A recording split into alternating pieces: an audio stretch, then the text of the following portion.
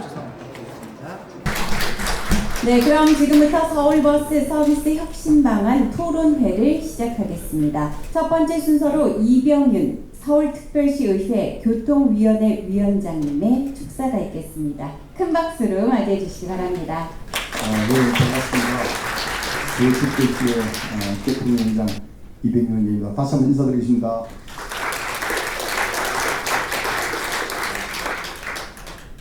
오늘 시내버스 서비스 핵심반 정책 토론회 주관해 주셔서 진심으로 축하드립니다. 저는 교통위원장을 맡은 지가 한 1년 조금 지났습니다. 전반기는 교통위원회 부위원장을 하다가 이걸 했는데, 우리 시내버스가 2003년부터 중공정비로서 지금 운영이 되고 있습니다. 그래서 제가 이번에도 터키 이스탄불도 가보고, 또 지난번 몽골 울란바토르도 가봤는데, 우리로서는 상상하기가 힘들 정도로 엄청난 교통체증을 일으키고 있습니다. 또 우리나라는 그래도 이명박 대통령께서 서울시장 시절에 버스 전용 차선을 만들고, 세계적으로 우리나라 서울만큼 대중교통 시스템이 잘 된 데가 없습니다. 세계 여러 각국에서 벤치마킹하러 지금 서울을 오고 있습니다. 해외 나가보니까 정말로 실감나게 다시 안 듣겠습니다. 그러나 누적 적자가 9,500억 정도 됩니다. 지금. 이번 추경에 1,375억 원을 편성해서 지금 메카였습니다. 그래서 앞으로 정말 이거 어떻게 이걸 풀어나가야 될지 고민을 많이 해봐야 될 시기입니다. 지금. 그러니까 다양한 고민들이 있지만, 지금 우리 자율주행 버스 이거 시범 운영하고 있습니다. 우리 지금 새벽버스 해가지고 지금 몇 군데 시범을 하고 있는데, 이걸 좀 확대를 해야 됩니다. 젊은 분들이 아침 첫자를 우리가 버스를 운행하려면은 새벽 4시 반그 운행을 시작되는데, 새벽 2시 돼서 일어나야 됩니다. 젊은 사람들이 안 합니다. 앞으로. 저 아이들도 안 하랍니다. 그럼 누군가 해야 되십니까? 이 대안으로 자율주행 버스를 좀 확대시켜서 정착시켜가지고, 제가 얼마 전에 이 중국 광저우 심춘에 가봤는데, 정말 자율주행 택시, 주행 버스 이거나 10년, 앞으로 20년이 더 앞서가십니다. 우리도 활성화시켜야 된다. 너무 잘 됐다. 시스템이 그렇게 보고 있고요. 지금 우리 한강버스가 지금 또 운행을 하다가 이번에 중지가 됐습니다. 이명박 전 시장께서 버스 전용 차도를 만들어서 그렇게 혼란스럽게 해가지고, 이런 계기를 해서 앞으로 한강버스가 더 정착되고 더 발전되어 나갑니다. 이게 무섭고 겁이 나면 뭐 도전할 수가 없지 않습니까? 그래서 우리가 오늘 좋은 토론을 해서 우리 버스 전용 차선도 좀 더 늘리고, 우리 버스 기사들 얼마나 힘듭니까? 그 기사들 또 복지도 좀 더 향상해주고, 좋은 것을 도출해서 오늘 우리 교수님들도 오시고, 우리 학회 관계자들도 오시고, 좋은 걸 도출해가지고 우리 시내버스 정책에 잘 반영되길 기대합니다. 오늘 좋은 토론이 되시기 바랍니다. 감사합니다. 이어서 김정환 서울특별시 버스운송사업조합 이사장님의 축사가 있겠습니다. 큰 박수로 맞이해 주시기 바랍니다.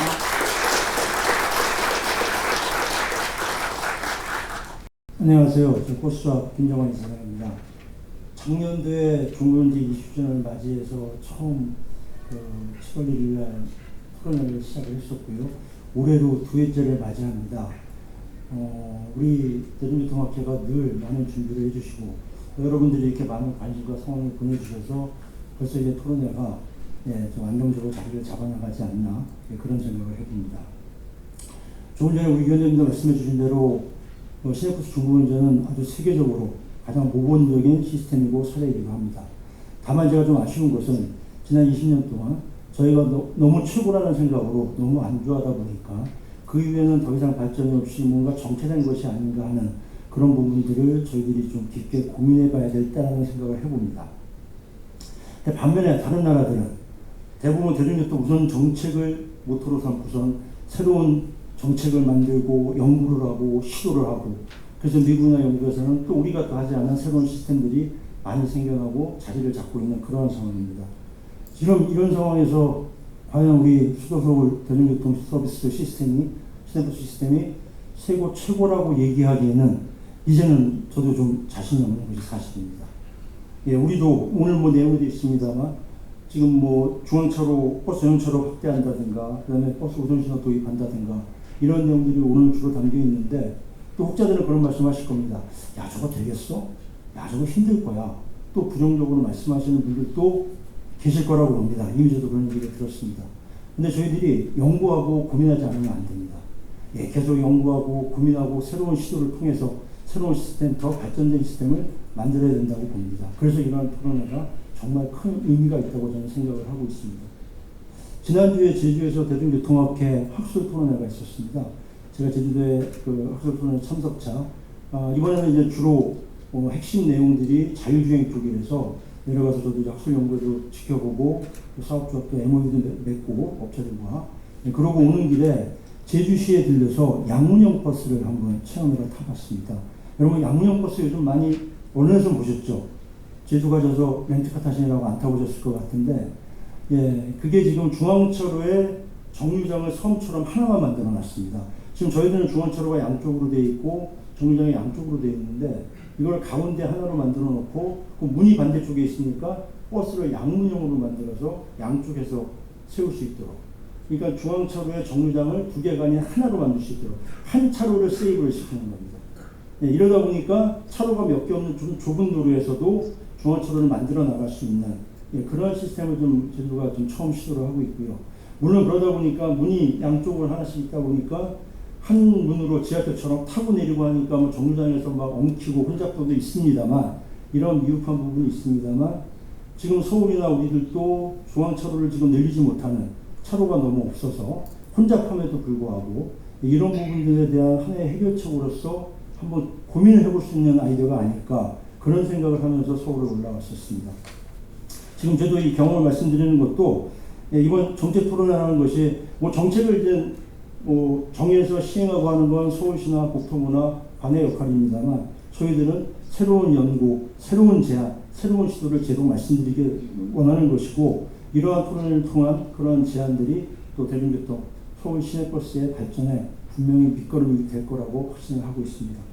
예, 오늘 토론회도 엮인 분위기 속에 풍성한 결과를 맺기를 기원합니다.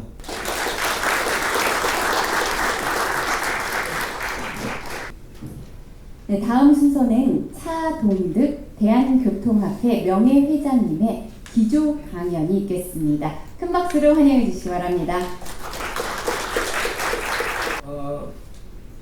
지금 앞서가는 생각을 가지신 우리 버스조합 이사장님, 그리고 또 서울시 교통위원장님, 이분들이 좋은 생각을 갖고 열심히 노력하는 모습을 보니까 저도 그냥 의례적인 토론회에 기조 발표를 하는 게 아니고 뭔가 해보려는 의지가 있는 이런 모임에 와서 기조 강연을 할 수 있는 기회를 갖게 돼서 아주 뜻깊게 생각합니다. 지금 시대가 소위 말하는 초연결 시대라고 해서 21세기에 들어오면서 자동차를 중심으로 관련되는 다른 차라든지 도로라든지 사람이라든지 전부 서로 연결하는 시대가 되고, 이런 시대에 맞는 교통체계가 이제 만들어지고 있고, 그래서 교통계에서는 그게 일상 용어가 되어가고 있습니다만, 통합교통 서비스라 해서 MAS라고, 영어로 줄인 말입니다만 MAS로 그 시대가 지금 다가오고 있습니다. 이런 시대에 버스에도 이전에 보지 못하던 많은 변화가 예상이 됩니다. 이걸 잠시 같이 한번 얘기해보는 게 의미가 있지 않느냐 생각합니다. 그림에 보이는 게 이제 상징적으로 초연결 시대의 교통 상황을 누가 그려놓은 걸 제가 옮겨왔습니다만은, 여기 보면 차와 자동차와 버스와 보행자와 옆에 교통신호등이나 도로 노면 상태든지 이 모든 것, 우리가 걸어가는 사람이나 차 운행하는 사람들이 자기가 알아야 될 모든 정보가 다 서로 연결되는 그런 시대를 상징화하고 있습니다. 우리가 앞으로 가고 있는 시대가 저런 시대인 겁니다. 버스라는 게 현대 도시의 얼굴 아닙니까? 그 자동차 역사가 100년 동안 우리 경험해 보니까 차가 편리하기는 하지만 이것만은 안 되는 걸 우리 모두들 알고 경험으로 그러면 버스를 비롯한 대중교통과의 역할 분담이 더 철저하게 좀 이루어져야 하는 것이 현대도시가 아닌가. 그래서 버스로 대표되는 대중교통이 그냥 값싼 교통수단이 아니고 도시가 계속 발전하는 데 필요한 전문 용어로 지속 가능이라고 얘기를 합니다. 계속해서 우리가 이렇게 쾌적한 상태를 유지할 수 있는 이런 수단이기 때문에 그 때문에 국가가 시정부가 돈을 투자해서 계속 개선하고 발전시켜야 하는 의무를 갖고 있는 겁니다. 지난 10년간 우리 서울의 교통 상황을 보면은 대중교통 점유율이 64%에서 65%로 뭐 미미하지만은 줄지 않고 그대로 유지하고 있는 것은 천만 다행스러운 일이고 그렇지만 승용차가 과거 한 24~25%에 머물던 것이 지금 29%까지 점유한다는 저건 대단히 우려해야 될 상황입니다. 저걸 그냥 차가 늘어나니까 승용차 점유율이 많다고 이렇게 하고 넘어갈 일이 아니고 우리 서울이 계속해서 발전하는데 제대로 두고는 안 된다는 위기의식을 가져야 될 지표라고 보겠습니다. 그럼 저 승용차 교통을 어떻게 줄여야 되는가 하는 게 우리가 대중교통 정책에서 톱 프라이어리티를 가져야 된다고 생각합니다. 98년으로 기억합니다만 그의 겨울에 어느 날입니다만 아침에 출근했더니 시민들의 항의가 빗발쳤습니다. 어제 추운 날씨에 밤 1시간 넘게 기다렸는데 버스가 안 왔다는 겁니다. 그래서 이거 어떻게 된 일이냐고 담당 과장한테 확인하니까 부도난 버스 회사가 노선 변경을 지 마음대로 하더라고요. 그리고 그 버스 회사 적발해서 그 과태료 매기고 해도 과태료 낼 생각도 안 하고 하여튼 뭐 그런 우여곡절을 겪으면서 버스 구조조정을 심각하게 하고 이때가 IMF 구조조정 시기가 돼서 국민들도 사기가 많이 떨어져 있었고 관공서는 전부 뼈를 깎는 고통을 감내하고 있던 시기였는데 이런 일이 벌어졌습니다. 그래서 이때 민간 회사에서 GPS 기술을 이용한 버스 도착 안내 시스템을 가져왔어요. 처음부터 잘 된 건 아니지만 그 기술이 발달돼서 오늘날 우리가 보는 버스 도착 안내 시스템이 된 겁니다. 그래서 지금은 뭐 전 세계 어디 내놔도 손색이 없는 멋진 시스템을 갖고 있는 거고, 그래서 교통카드도 본격적으로 활용하게 되고 환승하면 요금을 깎아주는 환승 할인 정책도 체계적으로 발전해 오고 또 노선을 지하철 중심으로 노선 개편이 일어나고 중공영제에서 시민 편의 위주로 버스 정책을 끌고 온 건 대단히 큰 업적이고 성과라고 우리가 평가할 수가 있습니다. 그런데 지금은 아까 제가 서두에서 말씀드린 것처럼 IoT의 시대입니다. IoT는 소위 사물 인터넷이라가 주변 물건과 물건 사이를 서로 연결하는 그런 기술 체계가 지금 계속 뭐 엄청난 속도로 발전하고 있고, 그런 게 있으니까 자율주행도 되고 자동차 안에서 자동차 바깥 환경을 전부 파악을 해서 거기에 적절한 대응을 하는 거고, 거기에 다시 AI가 가미되면은 판단을 또 사람보다 더 정확하게 잘 하니까 앞으로 교통체계에서는 지금보다 훨씬 더 안전하고 효율적인 체계가 이루어질 걸로 전망이 됩니다. 버스 전용차로도 소위 말하는 스마트 전용차로가 돼서 버스 교통률을 실시간으로 파악하고 다른 교통위하고 함께 정리하는 그런 기술이 조만간 실용화된다고 봅니다. 그래서 이런 시대에 준비하는 것이 우리 버스 정책에서 핵심이 되어야 될 거라고 보고 있습니다. 우선 제가 생각하기로는 이 멋진 중공영제가 시민 교통복지를 실현하는 우수한 정책이지만 적자 규모가 엄청나고 매년 커지니까 이대로 방치해서는 이 정책이 오래 지속될 수가 없습니다. 그래서 일단 중공영제 적자 보전을 줄여나가는 정책이 필요합니다. 그리고 그 방안 중에 하나로 제가 여기서 드리고자 하는 말씀은 우리가 남산 1호 터널의 혼잡 통행료 정책을 시행하고 있고 이 상당히 오래된 정책입니다. 그런데 우리 시민들한테 늘 홍보를 해야 될 게 이 정책이 그 자체로도 효과가 있고 우리 대도시 시민들한테 시민의식을 상기시켜주는 아주 상징적인 정책입니다. 서울에 딱 한 군데 우리가 그걸 집중적으로 하고 있습니다만 다른 나라 대도시에도 다 이러한 승용차 억제 정책을 많이 펴고 있습니다. 뉴욕은 예를 들면 뉴욕의 주차장은 서울보다 많게는 5배, 안 그러면 적어도 2배 이상 비쌉니다. 주차장이 원체 비싸니까 차 못 가죠. 뉴욕 맨하탄에 차 갖고 가는 사람 아주 그 심장이 큰 사람이 아니면 생각도 못 하는 거죠.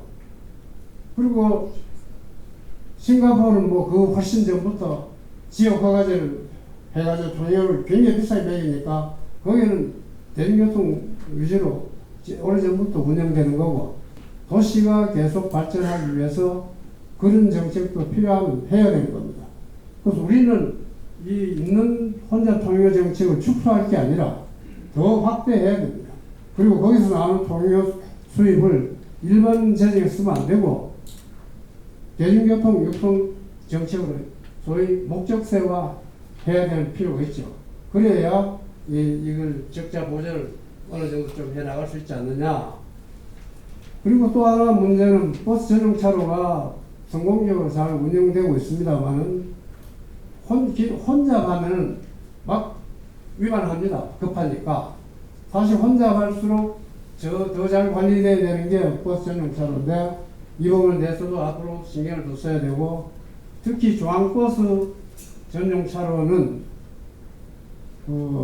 출퇴근 때 버스 트레인의 문제가 있어서 버스 운영에도 문제가 있고 주변 가로교통에도 문제를 많이 이야기합니다. 그래서 이런 부분을 우리가 정리하기 위해서는 버스 전용 차로를 확장할 게 아니고 버스 교통량을 조절하는 정책이 필요하다고 봅니다. 그러면 시 외곽부에 지하철역이나 앞으로 GTX역이 많이 생길 거니까 그런 역을 중심으로 환승센터를 만들고 거기서 외곽 버스를 좀 돌려보내고 지하철로 시내로 들어오도록 하는 그런 정책이 필요한 거고 답을 알고 있으면 그 정책을 추구해야지 일부에 반대가 있다고 계속 그냥 눌러쓰면 해답을 찾을 수가 없습니다. 그래서 제가 드리고자 하는 얘기는 우리 시가 갖고 있는 중공영제 버스 정책이 훌륭한 거고 이걸 계속 AI 시대에도 발전시켜야 되니까 AI 기술을 활용하면 버스 우선 처리가 신호등에서 우선 처리도 되고 버스 교통량 처리도 효과적으로 할 수 있고 이런 기술이 앞으로 조만간 실용화되니까 그럼 이런 걸 다 모아가지고 버스의 제일 약점이 갈아타는 거고 다른 수단으로 연결하는 겁니다. 그런 연결을 하는 게 아까 말씀드린 마스 전용 시대가 되면 그걸 집중적으로 우리가 개발하고 발전시키는 시대니까 그러면 그런 것이 주로 환승센터를 중심으로 마스의 허브가 만들어질 거고 그럼 그걸 염두에 두고 앞으로 버스 교통량도 통제가 가능하고 버스의 운행 속도를 더 빨리 할 수도 있고 또 버스 교차로에서도 버스 교통량을 위주로 신호등 운영도 가능해지고 이런 여러 가지 효율적인 정책들이 만들어지니까 그걸 할 수 있는 기반을 만들어 가야 되고 그리고 승용차에 대해서도 승용 차량 자체가 많으니까 이용량을 줄이려면 교통 혼잡 구간은 혼잡 관리로 통행료를 매기는 정책이 필요합니다. 지금 발달된 기술로 옛날처럼 길을 막고 통행 안 받습니다. 이제는 아무데나 다 징수할 수 있고 차종별로 지역별로 시간대별로 다르게 할 수 있는 그런 기술 시대니까 앞으로 혼잡 통행을 지금처럼 축소할 것이 아니고 더 확대해서 승용차 교통량을 줄이고 그 대중교통 적자 보전에 활용할 수 있도록 하는 그런 정책이 필요하다고 보겠습니다. 앞으로 휴에 제 말은 이걸로 간단히 줄이고 이어서 우리 임삼진 원장님이 좋은 주제 발표를 듣겠고 좋은 토론을 기대합니다. 계속해서 다음 순서는 서울 시내버스 서비스 혁신 방안이라는 주제로 그린 코리아 포럼 임삼진 운영위원장님의 발표가 있겠습니다. 큰 박수 부탁드립니다.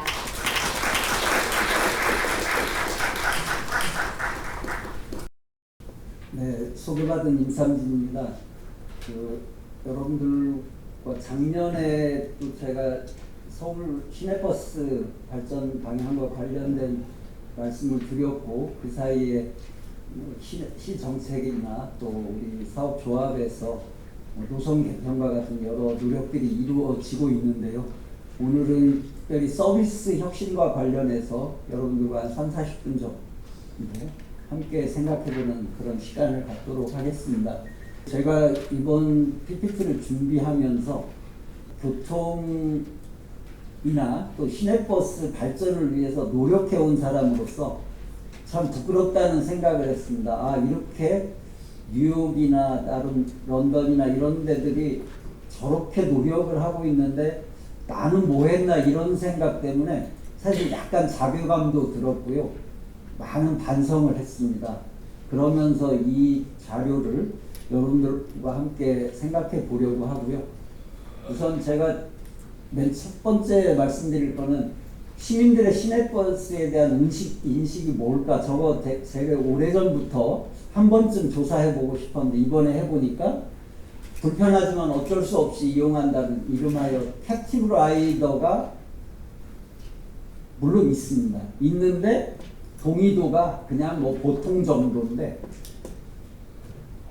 깨어있는 지구 시민의 선택이라든지 자긍심을 갖고 이용하는 시민의 말 이런 시민들이 훨씬 동의도가 높았습니다. 그거는 서울시가 지금 그런 끊임없이 캠페인하고 있는 내용이 뭐 교통 해결을 위해서 또 환경 문제를 해결하기 위해서 시내버스 이용하자, 대중교통 이용하자라고 하는 게 시민들의 의식으로 지금 자리 잡고 있다는 거거든요. 근데 과연 우리의 행정이 또 우리의 지금 대중교통 서비스가 혹은 저처럼 나름 교통 정책을 생각한다는 사람들이 거기에 부응하고 있다? 즉 그렇지 못한 게 아닌가 하는 그런 생각을 하면서 이 조사 결과를 봤고요. 대다수가 개념 시민이라는 겁니다.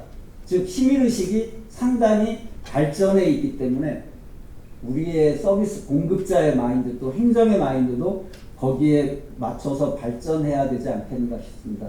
제가 2,500명 설문조사를 가지고 한번 그 부조감정식 모형이라는 고급 통계 모형을 돌려보니까 실제 종합만족도에 가장 큰 영향을 미치는 것이 배차 간격이라든지 정시성이라든지 이런 그 운행 서비스 관련이었고요. 두 번째 큰 영향을 미치는 것이 운전기사 서비스였습니다. 2,500명 서울시민 조사했을 때. 그래서 이번 발표는 저 두 가지에 집중이 되어 있습니다. 운행 서비스 요인을 어떻게 개선할 것인가, 그리고 운전기사 요인은 무엇이 개선할 것인가, 그거를 살펴봤고요. 첫 번째로 아까 제가 잠깐 말씀드렸던 ART라고 하는, 즉 빠른 대중교통에 어떻게 접근할 것인가가 굉장히 중요한 그런 초점 중에 하나다라고 봤고요. 또 중앙차로 속도 문제를 생각해 보려고 합니다. 지난 2010년 이후 15년 동안 한번 뉴욕과 서울의 전용차로 비교를 해봤어요. 당시에 뉴욕은 우리의 반도 안 됐습니다. 근데 뉴욕은 그 사이에 3배가 늘어서 지금 서울보다 무려 70km 이 전용차로 구간이 늘었고, 그리고 이제 스트리트 플랜이라고 해서 굉장히 이후에도 올해도 40km가 늘어납니다. 내년에도 40km가 늘어나고 빠른 속도로 전용차로가 확장되고 있습니다. 그러나 서울은 지금까지 성향으로 보면 그럴 가능성도 안 보이고 개선의 여지는 없어 보입니다. 그래서 과연 왜 그런가? 먼저 전문가 델파이 조사를 해봤습니다. 학계나 교수님 또 그 공무원들이나 정부 출연 연구기관에 일하는 분들 또 교통업계 계시는 분들한테 조사를 57명 해보니까 저는 사실 세 번째가 제일 높을 줄 알았거든요. 정책 의지 감소와 추진력 악화인데 그렇게 들질 않고 도로 구조상 물리적 한계가 첫 번째였고 뭐 상권의 반대 이런 거였는데 과연 저게 맞는 것일까? 라고 생각을 했고요. 그리고 뭐 사회 공감대 부족까지 여러 가지가 있는데 어떻든 이렇게 전문가들은 지금 생각하고 있습니다. 근데 그 가운데서 정책 의지 감소와 추진력 약화 부분도 세 번째로 많은 요소 중에 하나였다는 걸 보여줍니다. 아까 뉴욕과 서울의 대역전 현상이 왜 일어났는가 고민을 해보면서 제가 도저히 이해가 안 가는 거예요. 왜 이런 일이 빚어졌을까? 그래서 그때는 한번 출발점에 가보자 해서 2004년 버스 개혁안 서울시가 만들었던 그때 PPT 그대로인데 그걸 보니까 기본적으로 전용차로의 설치의 기준은 기존 간선 도로망 위주, 뭐 12개 교통축 혹은 13개 교통축이 이제 중앙 전용차로 구간도 그렇고 나머지 부분도 특별히 가로변이나 이런 데 있어서도 놓을 수 있는 곳 중심으로 이건 또 97년도에 만들었던 그 버스 우리 2004년 버스 개혁안에 밑그림을 그렸던 거기에도 거의 똑같이 돼 있어요. 차로가 굉장히 중요한 기준이 돼 있고 그래서 이게 서울과 뉴욕의 차이겠구나라는 생각을 하면서 서울은 어떻게 됐냐 차로 기준을 굉장히 중시했어요.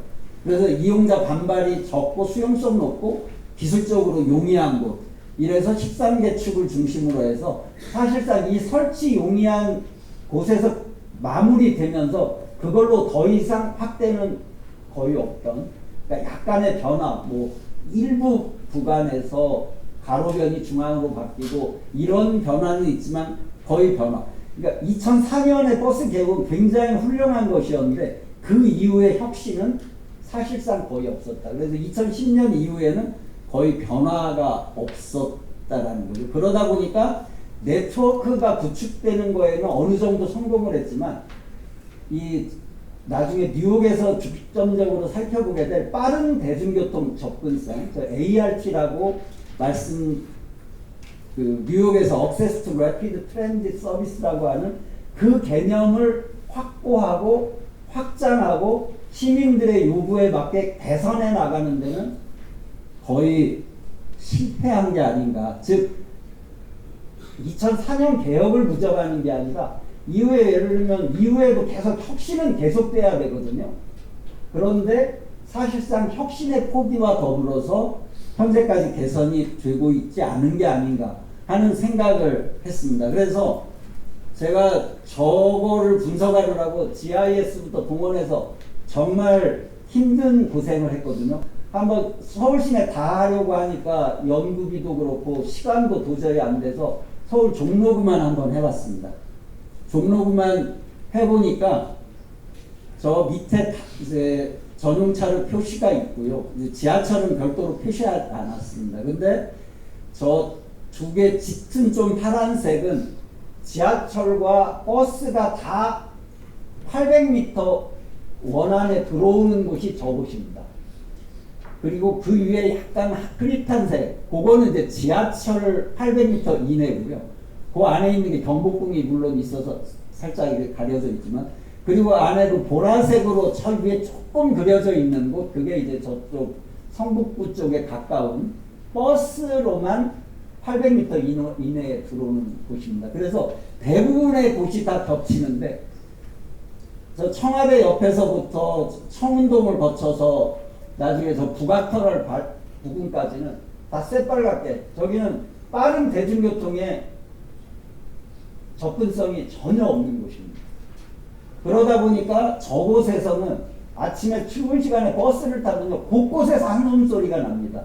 왜냐하면 불과 2km도 안 되는 그 자문 터널 빠져나오는데 25분, 30분이 걸립니다. 그러면 그 속에 사는 분들은요, 기본적으로 이건 저는 생존권에 대한 도전이 일어나고 있다라고 생각을 합니다. 종로구 시가와 면적이 총 12.52km인데 접근성, 지하철 접근성 확보 지역이 53%고 버스 전용차로 접근성이 48%인데 유감스럽게도 두 개가 대부분 겹칩니다. 그러다 보니까 실제 ART, 빠른 대중교통 소외 지역이 전체 면적의 45%나 됩니다. 그래서 결과적으로는 종로 주민의 45%가 지하철 및 버스 전용차로 서비스에서 배제 상태에 있다라고 하는 것을, 그 가능성을 보여주고 있다고 생각할 수 있습니다. 그래서 이거는 저는 교통권 침해고 차별의 문제다, 불편의 문제가 아니다. 저는 처음에는 불편의 문제인 줄 알았어요. 근데 막상 통행하는 저 버스로 출근을 하는 분들은 이건 차별입니다. 그래서 빨리 해결해야 될 문제라고 봤고요. 또 저 지역에서 그나마 여력이 있는 분들은 대중교통을 회피합니다. 저 많은 버스에서 고생하니 승용차로 당연히 승용차 의존이 확대 강화됩니다. 정치적으로 악용되고 있습니다. 선거 시기 때마다 희망 고문을 합니다. 늘 있고요. 이번 대선에도 있었습니다. 당연히 지하철 거기 놔주겠다. 하지만 지난 20년 동안 희망 고문만 계속 되어왔죠. 근데 과연 종로구에만 저런 게 있을까? 물론 제가 언뜻 생각해 보니까 마포하고 강남구 같은 경우에는 거의 저런 지역이 드물 거라고 생각을 합니다. 오히려 종로나 서대문구나 이런 데는 광범위하게 저런 지역이 남아있을 거라고 보고 굉장히 심각한 저는 인권 침해가 발생하고 있다라고 생각을 하고, 따라서 지하철 소외 지역에 버스의 준간선 기능을 살려서 이 자가용 승용차 이용자를 대중교통으로 끌어들이는 그런 선순환 만들기가 절실하지 않은가 싶습니다. 뉴욕에 가서 한번 상황을 살펴봤습니다. 일단 SBS라는 그러니까 일반 버스와 좀 차별화된 그런 노선 서비스가 현재 20개 노선 운영 중인데, 살펴보니 저기가 이제 지금 전용차로 확대를 주도해온 게 이제 SBS 서비스이기 때문에 저거부터 살펴봤고요. 근데 일반 구간에도 버스 전용차로는 빠른 속도로 확장이 되고 있습니다. 근데 저거는 이제 2008년부터 저 서비스를 해왔는데, 전용차로 그다음에 탑승 전에 요금 지불하고 대중교통 우선신호, 그러니까 버스 우선신호를 적용하고 여러 편의시설 같은 걸 해서 상당한 그 효과를 거두고 있습니다. 근데 여러분들이 저건 뭐 어디다 쳐봐도 알겠지만 저 도입 배경이 뭐냐면 지하철 노선을 놓는데 한계가 있다. 서울하고 비슷한 배경입니다.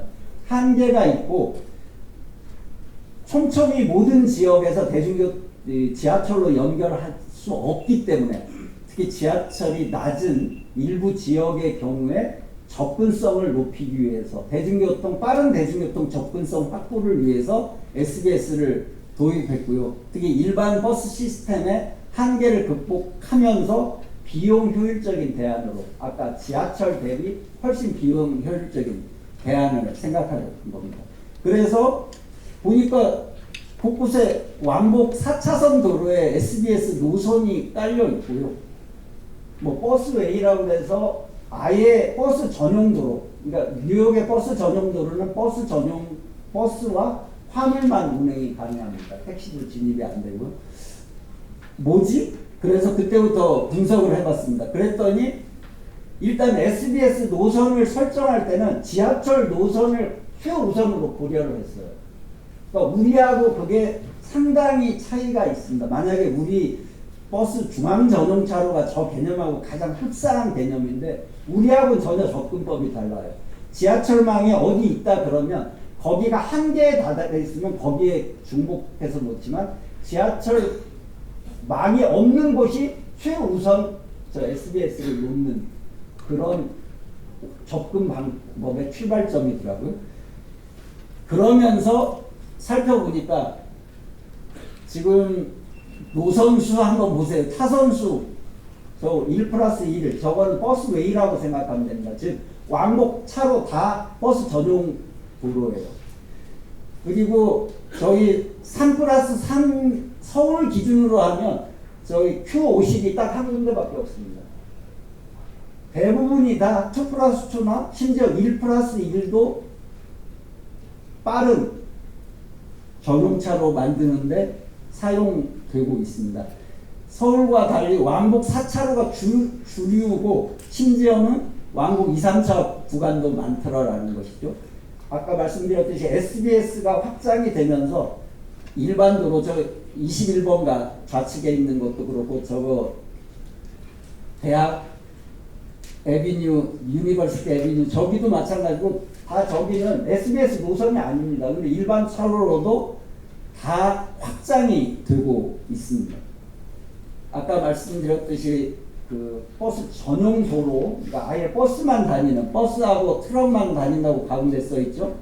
저 2020년도에 버스웨이 6개 구간에 30km 설치하겠다고 시장이 직접 기자회견 나와서 설명을 했습니다. 나중에 그분이 그때 무슨 말을 했는지는 뒤에서 살펴보기로 하고요. 도입 효과 저거 지금 뉴욕시 교통부 홈페이지에 나와 있는 겁니다.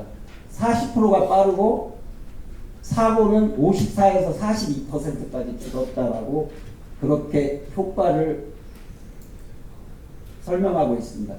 곳곳에서 뉴욕에서 대중교통 우선 사업들이 펼쳐지고 있고 제가 저거는 큰 뉴욕 지도 중에 일부를 확장했는데요. 거의 도시 곳곳에 펼쳐지지 않는 곳이 없다 해도 과언이 아닙니다. 아까 SBS 다시 한번 말씀드리지만 간선축 역할을 하고 교통 형평성. 왜? 지하철 사각지대에 있는 사람들은 이미 대중교통 형평성에서 취약한 분들이기 때문에 거기를 최우선으로 살려낸다. 그들의 교통권을 살려내는 게 형평성을 높이는 실현하는 도구라고 봤고요. 기후 위기에 대응하는 그런 전략이기도 해서 위상은 도시교통 내에서 중간 단계 교통망. 그러니까 지하철이라는 무거울 중자를 써서 중간선망에 거기에 중간 단계 교통망을 SBS 노선으로 설정한 것입니다. 그래서 여러분들이 저건 뭐 어디다 확인해봐도 확인이 되는 건데 첫 번째 혼잡한 지하철을 완화하는 성격이 강한 거는 25에서 30% 정도. 제가 저거 제 눈으로 일일이 확인하다가 너무 정말 제 눈이 아파요. 하나당 봐야 될 게 한 4, 50페이지씩 되거든요. 그래서 나중에 한 10개쯤 하다가 좀 꾀가 나서 챗GPT한테 물어봤어요. 분석하니까 저하고 제가 한 10개 한 거하고 똑같아요. 그래서 제미나이하고 해보니까 A유형이 25에서 35, B유형은 지하철망이 없거나 취약한 지역을 보완하는 저 유형이 가장 많습니다. 40에서 50%까지고 C유형은 기타, 그러니까 공항 가는 거 그런 노선, 그러니까 그 노선이라는 이런 쪽이 C유형이었습니다. 그래서 B유형으로 본 거는 그러니까 아까 제미나이가 좀 B유형이 많잖아요. 저희 구분법이 좀 다른데 어떻든 그 이렇게 봐도 되고 저 보라색으로 밑에 있는 새 노선은 양쪽에 다 볼 수 있다는 그런 의미입니다. 그러면서 뉴욕에 지금 저게 아까 제가 종로는 대부분이 겹쳤었는데 이 뉴욕은 상당 부분이 이렇게 다릅니다. 이 부분은 여러분들 책에도 제가 일부러 칼라로 출력해서 넣었는데요. 보시면 빠른 대중교통의 접근성 개념을 정립하고 거기에 맞춰서 그 2017년에 그 버스 포워드 계획을 짤 때 저기에 기초해서 이제 SBS 노선을 확충을 하는 것입니다. 그래서 저는 저 ART 개념이 무지 중요하다. 보니까 그 빠른 대중교통 접근성이 결과적으로는 이제 지구 단위로 평균 통행 시간 감소를 지향하는데, 저 자료는 지금 2014년, 19년 그 통근 조사를 기반으로 해서 이루어진 2021년의 스트리트 플랜이고요.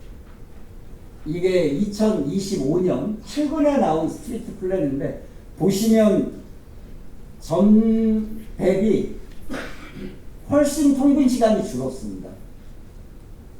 근데 저게 어떻게 가능한 것이겠습니까? 우리는 지금 통근 시간이 줄어든다는 거 상상도 못 하잖아요. 근데 특히 4년 전 대비 부분 개선, 물론 이제 코로나도 거치고 여러 상황들도 거치고 했는데 지금 상당 부분 개선이 됐고, 특히 통근 시간 31분에서 45분 이 사이대가 5%가 늘었고요. 30분 미만도 무려 4%가 늘었습니다. 45분 이상은 30%에서 21%로 급감했다라는 것을, 결국에는 저는 이 효과는 그 SBS의 실현 효과가 아닌가라는, 그 성과가 나타난 게 아닌가 추정해 보는 것입니다. 제가 만든 표현이 아니고 지상 지하철이라고 스스로 부르고 있습니다. 그래서 지상 지하철 유형을 통해서 지하철의 그런 그 소외 지역에 사는 분들의 형평성을 추구했다라고 볼 수가 있겠습니다. 그러면서 지속적인 확산성도 가지고 있고요. 제가 이번 2,500명 설문조사한 결과입니다. 버스 전용차로 적극적으로 확대해야 된다. 무려 지지율이요, 64.6%가 동의하고 보통이 27.1%, 반대하는 분들 10%가 되지 않습니다. 8%밖에 안 됩니다. 이렇게 정책 지지도가 높은 거, 이런 조사 별로 드물다고 생각을 하고요. 그리고 이 조사를 하면서 제가 놀라는 것은, 사실 객관식 조사 약 40-50개 항목을 하고 거기 주관식으로 서울의 전용차로를 늘려야 될 구간이 어디라고 생각하십니까? 라는 주관식 항목을 넣었어요. 응답자가 300명이 넘어요. 저는 저런 시민 여론조사에 주관식 항목을 넣었을 때 저는 10명도 응답하지 않을 거라고 기대했거든요. 300명이 넘는 시민들이 여기에 나달라, 종로에도 여러 곳이 나와 있어요. 그래서 아니 무슨 종로에 저도 저 스스로도 아까 서울시처럼 똑같이, 아니 지금 3+3은 다 돼, 4+4나 3+3에는 지금 왕복 6차선은 다 돼 있을 텐데 왜 어디가 있지? 그런 생각인데, 당장 거기 살고 있는 시민들은 지금 지옥 같은 삶을 살고 있는 거예요. 그러니까 무려 300명이라는 분들이 어디에 노라는 주관식 설문에 응답을 했습니다. 그래서 저는 이건 불편 해소가 아니라 차별 해소의 문제다. 빠른 교통수단으로 출근할 권리는 교통권이자 기본권이자 생존권의 문제다라고 생각을 하고요. 따라서 버스 개혁 2.0으로 부를 수 있는 의미 있는 혁신을 하자. 그래서 출근 시간만이라도, 퇴근이야 뭐 집에 가서 좀 쉬는 시간 뺏는 거니까 상관이 없지만 적어도 출근권만은 보장하자. 그것이야말로 교통 정의의 실현이고 기후 정의를 실현하는 대안이 아닌가라고 생각을 했습니다. 두 번째로는 전용차로의 버스 속도 문제입니다. 저렇게 지금 위에는 이제 승용차 전반 속도고요. 밑에 그 노란색은 이제 승용차의 도심 구간 속도고요. 그 다음에 녹색이 이제 전용차로, 중앙 전용차로고, 버스 전체가 이제 보라색인데, 저렇게 지금 그 한 2010년대 거치면서 또 2016년 거치면서 급격하게 이제 중앙 전용차로 버스가 뚝 떨어졌습니다. 거의 뭐 수직 강화라고 해도 좋을 정도로. 이건 이제 표로 보여준 거고요. 실제로 저렇게 속도가 느려지면서 중앙버스 전용차로의 간선 기능이 급격하게 저하가 됐습니다. 물론 다행히도 2024년도에 승용차가 좀 느려지고 전용차로 속도가 빨라지면서 격차가 줄었는데 이거는 근본적인 개선이라고 보기 어려워서 한번 개선 방안을 찾았는데 이것저것 자료를 찾다 보니까 2016년에 이제 저 좌측과 같은 보고서를 냈습니다. 서울연구원에서 연구 결과를 했는데 당시에 대학에서도 중앙차로와 관련된 여러 연구들이 있었지만 가장 실용적이고 그 현장 이제 시뮬레이션이 아니라 현장 조사를 바탕으로 이루어진 조사인데 저기 보니까 결론이 크게 세 가지입니다. 하나는 현재 이미 적정 운행 용량이 넘쳤기 때문에 30%를 줄여라라고 되어 있고요. 두 번째는 적정 용량과 최대 용량을 산정해서 노선 조정 때 반영하자였고요. 세 번째는 중앙 이후에 그 혹시라도 늘고 이런 거기 때문에 적정 용량이 얼마나 되는지 그리고 상시 모니터링을 체계를 갖추자. 이 세 가지가 이 보고서의 두꺼운 보고서의 결론인데 그 후 현실은 어떻게 됐습니까? 저게 당시의 용량성 이렇게 계산한 결과입니다. 보시면 전부 굉장히 용량이 이제 초과하고 있다. 저게 이제 A--B'가 이미 초과 상태에 있기 때문에 줄여야 된다는 결론을 냈거든요. 그리고 당시에도 보면 이미 많은 지역에서 경기 인천 버스가 뭐 강남 대로의 경우에도 서울 버스보다 훨씬 많은 수의 버스가 들어오고 있는 상황을 저희 몇 개만 제가 저기 소개를 했는데 이랬는데 실제로 서울연구원의 정책 권고하고 아까 세 가지 결론 말씀드렸잖아요.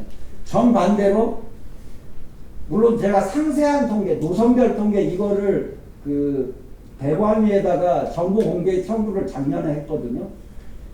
작년에 한 대여섯 가지 사항을 정보 공개 청구를 했는데 단 하나도 공개하지 않았습니다. 그래서 힘들게 찾아낸 게 저건데 2015년도에 어디 인천발전연구원에서 연구한 거가 있는데 당시에 이제 서울시 왔다 갔다 하는 것과 이제 그러니까 경기도 면허 지역, 인천시 면허 지역, 서울시 면허 지역 다 합쳐 보면 무려 아까 2015년 대비 2016년에 많다 30% 줄여라라고 권고를 했는데 무려 저 그냥 노선별 말고 그 주요 교통축 말고 전체 보면 무려 22%가 증가했습니다. 그러니 중앙차로가 일반 차로보다 때로는 오히려 속도가 낮아지는 사실상 간선 기능의 포기가 되지 않았겠습니까? 그래서 이제 이번에 전문가 델파이 조사 역시 해보니까 우선 신호나 속도 개선 또 그 미싱링크 연결 같은 그런 걸로 버스 우선 정책을 펼쳐라가 3분의 1이었고요. 공간 재편, 그 다음에 광역버스 진입 억제와 아까 차동득 회장님 말씀 주셨던 환승센터를 설치하라가 14.1% 이런 전문가들의 의견이 있었습니다. 전용차로 보완 방안은 저는 그렇게 생각합니다. 우선 이거는 간선 기능을 유지하는 것은 버스를 살리는 게 이건 시민의 교통권을 보장하는 거거든요. 그런 면에서 이용자의 핵심 니즈고 결국에 적정 용량을 넘어선다는 것은 그거는 중앙차로로서의 매력을 상실하고 결과적으로는 모두가 다 공멸하는 거거든요. 더 추가 특히 용량으로 인한 거는 따라서 적정 용량과 최대 용량을 산정해서 적정화해야 된다. 그리고 상시 모니터링 체계를 구축하자. 많이 듣던 얘기죠. 서울연구원의 연구 결과를 그대로 받아들이라는 말씀입니다. 아울러서 미싱링크 연결하고 추월차로, TSP 이런 그러니까 TSP는 뒤에서 잠깐 말씀드리겠지만은 그 버스 우선 신호입니다. 성능 강화해서 리디자인을 적극 실행해라. 그리고 진입부 환승센터 건립 이걸 위해서 적정한 노력을 배가하고 특히 대광과 서울시가 합리적인 합의 구조를 갖춰라라는 말씀을 드리고 싶습니다. 여기까지 이제 전용차로 확충과 그 내실화에 관한 말씀이고요. 두 번째는 우선신호 도입입니다. 이 부분부터 좀 빨리 나가도록 하겠습니다. 우선신호는 사실 찬반의 입장이 좀 있습니다. 뭐 그거 서울 되겠어 입장도 있고요. 통행 시간이 많이 단축될 거다, 효율성도 증가될 거다, 기술적으로 충분하다, 뭐 또 시민의 역할 기능이 강화될 거다, 이런 그런 예측이 있는 반면에 전문가들도 저런 우려를 합니다. 일반 차량, 뭐 버스는 빨라질지 모르지만 일반 차량 좀 나빠지지 않겠어? 또 도심 구간은 효과가 적지 않을까? 뭐 보행자 위험, 뭐 경찰의 반대, 사회적 수용성이 있을까? 뭐 이런 정도의 우려 사항들이 있는데요. 실제 글로벌 도시들을 살펴봤습니다. 2000년대부터 도입 시작했고요. 런던은 특히 90년대부터 확대를 해왔습니다. 이미 현재 뉴욕은 법으로 1년에 1000개를 만들도록 뉴욕시 의회가 의결을 했습니다. 그래서 물론 지금 실제 공사되는 건 한 700에서 750개, 최근 3년간 보면 그 정도인데, 버스 우선의 핵심 수단이 이 버스 전용차로, 그러니까 트랜짓 시그널 프라이어리티인데, 그걸 버스 전용차로라고 번역해서 그렇게 해도 된다고 생각을 합니다. 물론 트랜짓인데 실제로 대부분의 트랜짓은 이제 여기에다가 응급차와 그리고 만약에 트램이 있다면 트램이 있기 때문에 그냥 버스 우선 신호라고 보면 되겠습니다. 현재 뉴욕은 6,000대 이상의 버스와 12,700개 신호 교차로가 연결되는 저렇게 돼 있고요. 그리고 시의회가 매년 30마일에, 그러니까 매년 약 42km의 전용차로와 1000개의 교차로에 우선 신호를 설치하도록 의무화를 해서 저거를 늘 체크하고 있습니다. 아마 여러분들이 뉴욕시 의회 홈페이지에 가면 저걸로 뉴욕시 공무원을 추궁하는, 왜 목표대로 안 했냐라고 추궁하는 모습이 해마다 나와 있습니다. 런던의 경우에는 약 5,500개 교차로에서 버스 우선 신호 시스템을 적용해서 하루 15만 건 이상의 버스 우선 신호가 이루어지고 있습니다. 그래서 전체 버스 세대 중 2대가 녹색 신호를 받든지 아니면 우선 신호 혜택을 경험하고 있다고 나와 있습니다. 우선 신호에 대한 기술적인 거는 뭐 그냥 보시면 알 거라고 생각을 합니다. 녹색 신호 중에 미리 켜지거나 아니면 연장하되 저쪽 다른 차로의 시간을 줄이는 건 아닙니다. 뉴욕시 작동 방식이고요. 뉴욕시는 2006년에 스태튼 아일랜드라는 데에서 했고요. 상당한 효과를 봤습니다. 특히 사실 일반 시간대에는 거의 굳이 안 해도 됩니다. 오히려 피크 아워에, 그러니까 러시 아워에 상당히 단축 효과가 크게 나타났고요. 저 성과를 바탕으로 뉴욕시 아까 SBS 사업의 핵심 요소로 해서 5개축에 먼저 2013년부터 2016년까지 했고요. 그 성과는 뭐 이건 다 뉴욕시 교통국 홈페이지에 다 있는 내용입니다. 곳곳에서 저런 뭐 많은 효과들이 나타났고요. 전체적으로 오전 피크타임 때 또 오후 피크타임 때 개선 효과가 두드러졌고, 아까 일부 전문가들이 우려하는 그 일반 차량은 늘어나는 거 아니야? 일반 차량도 다 개선이 됐습니다. 특히 지금은 약간 AI 기법까지 첨단 기술이 적용되기 때문에 당연히 모든 개선이 이루어지는 게 맞습니다. 그래서 이미 글로벌 도시들 다 20년 이상 하고 있습니다. 그리고 다른 교통에 미치는 부정적 영향 없고요. 피크 시간대에 효과가 더 크고, 비용 효과 분석에서도 LA에서는 무려 10.09로 BC 분석 비율이 나왔고, 포틀랜드의 경우에는 1.78로 비용 대비 효과가 크다고 나와 있습니다. 그래서 저는 이 버스 우선 신호 없는 대중교통 우선 정책은 없다라고 생각을 하고요. 글로벌 도시들 가운데 싱가포르와 서울은 예외 중에 예외입니다. 그리고 작은 도시들도 많이 하고 있습니다. 그러니까 대부분 뭐 전용차로라도 적용을 하고 있습니다. 그래서 저는 뉴욕시 교통국에서 그렇게 전용차로 구간은 20% 이상의 증진 효과가 있기 때문에 서울도 그렇게 효과가 클 거라고 예상을 하고요. 지하철 중복도나 또 버스 이용객 이런 것들을 고려해서 상위 5개 축부터 실현하면 어떤가 싶습니다. 세 번째로 기후 위기에 대한 대응입니다. 기후는 지금 유럽이나 세계 뉴욕도 마찬가지고 기후 위기라고 부르지 않고 기후 비상사태라고 부르고 있습니다. 여기 비상사태라고 선언하고 각 도시들이 거기에 대한 대응 전략을 세우고 있는데 폭염이 일상화됐는데 지금 정류장이 저 42.6도에서 보이듯이 거의 대중교통 이용 불가 수준입니다. 일부 구의 경우에는 양산을 지금 버스 정류장에서 빌려주고 있을 정도인데 폭염 시기에 저기 보시면 중앙차로 평균 기온이 기상청 온도보다 3.4도 높게 나타났습니다. 무려 7도 이상 높게 나타난 것도 있고요. 일반 차로 정류장 비해서 높았고요. 스마트 쉘터의 경우에는 주변보다 최대 6.6도나 낮았고 강남역에 조사하다 보니까 그냥 에어컨만 스마트 쉘터 없이 칸막이 없이 설치된 곳 봐도 거기도 주변보다 무려 1.6도. 그 얘기는 뭐냐면 주변보다 거의 5도 이상 낮다는 얘기거든요. 그러니까 다른 그 정류장보다는 그런 효과를 확인할 수 있었습니다. 찜통 지역을 기후 위기형 도시 인프라로 긴급히 전환할 필요가 있다.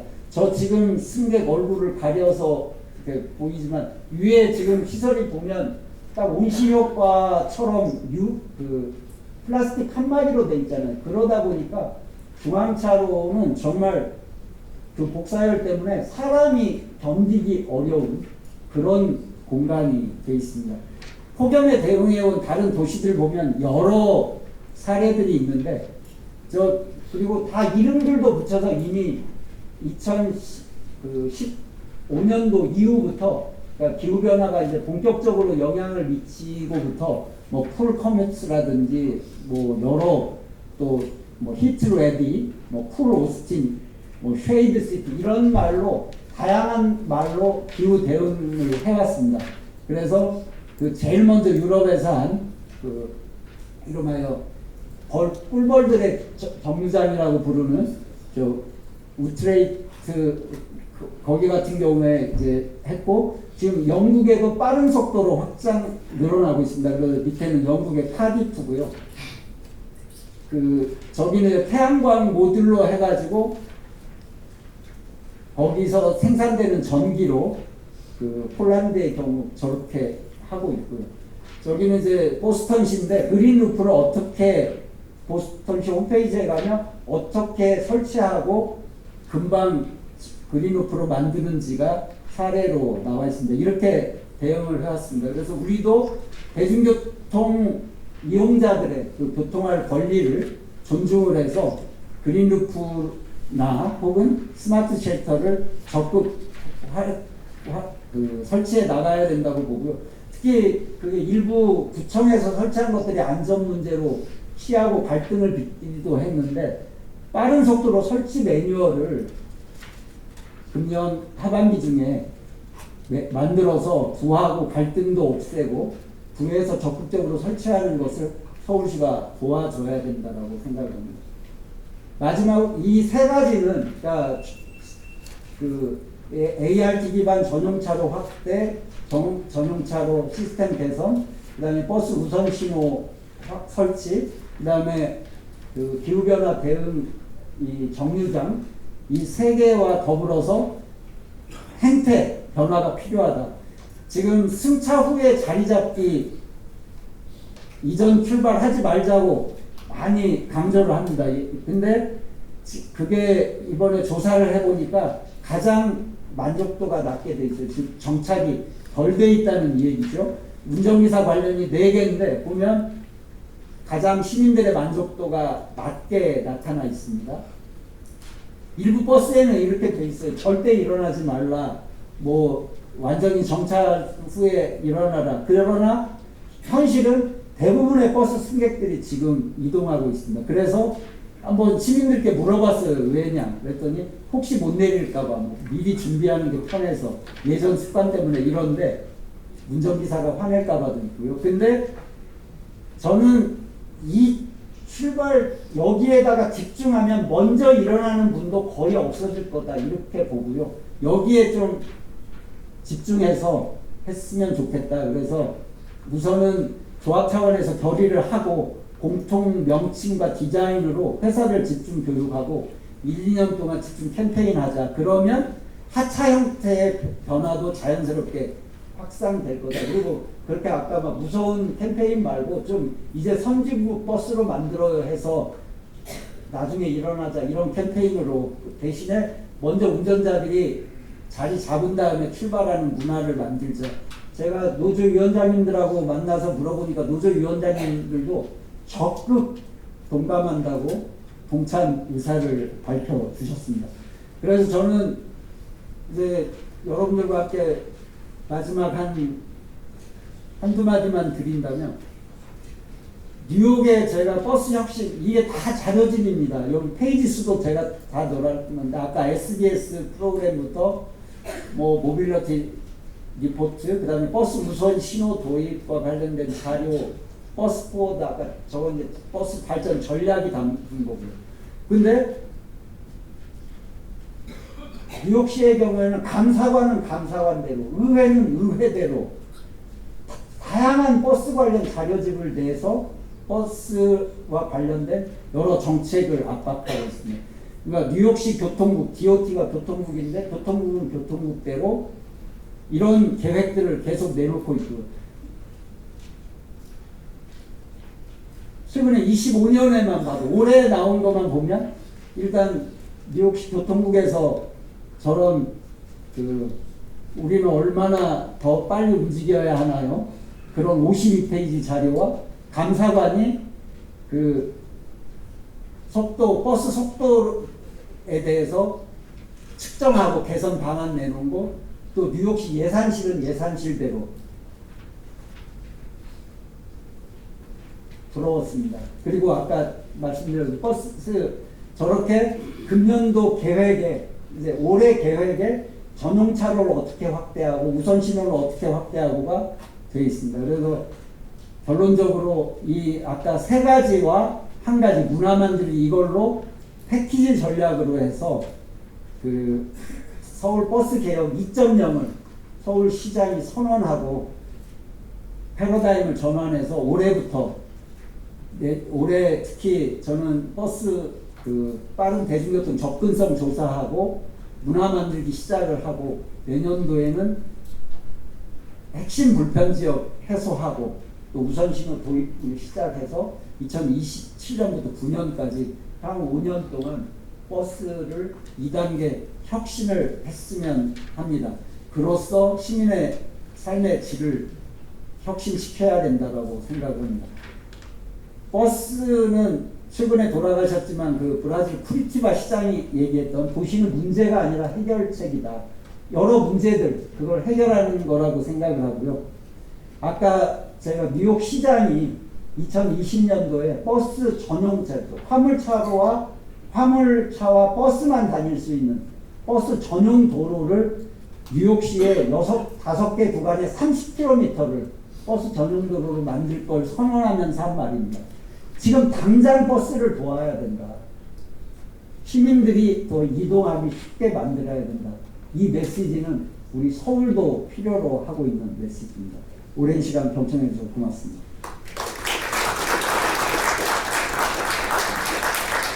감사드립니다.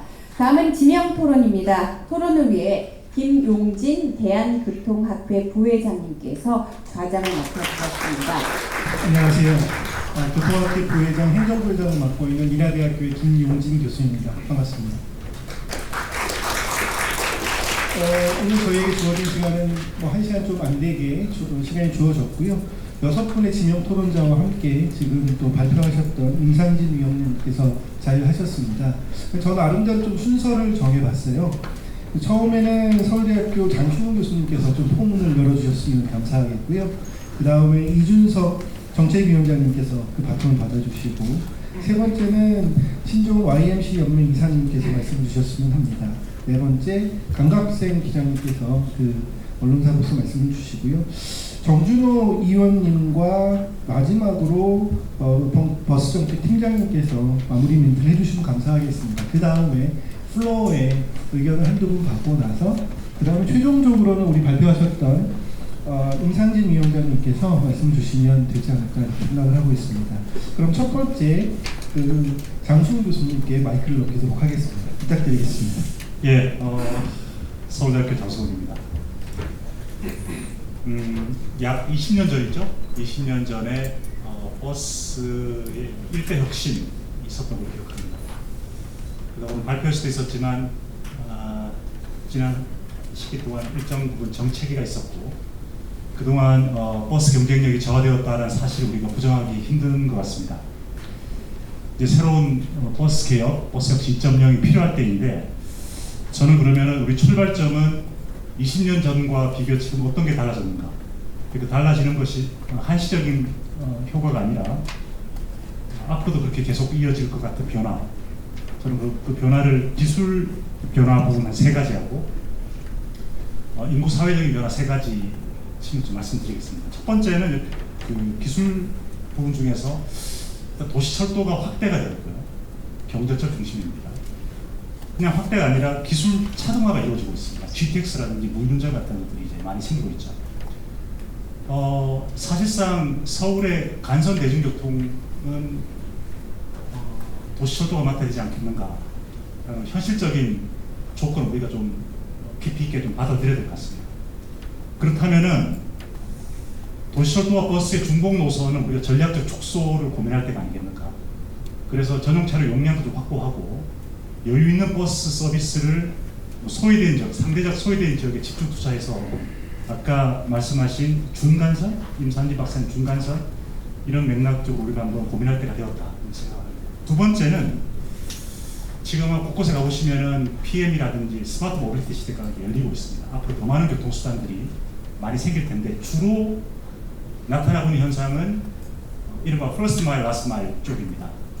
오늘 주로 간선교통체계 많이 말씀하셨는데 아무래도 서울의 대중교통의 간선은 GTX나 기존의 도시철도가 중심이 된다면은 버스는 중간선과 지선체계를 촘촘하게 이어주는 그런 역할에 집중할 때가 아닌가 싶어서 이런 스마트 모빌리티와 연계되는 지선체계에 대한 대대적인 개편, 고민 이게 좀 필요할 거라고 생각을 합니다. 세 번째는 이제 교통 제어에 세계적으로 AI 기술이 접목되고 있습니다.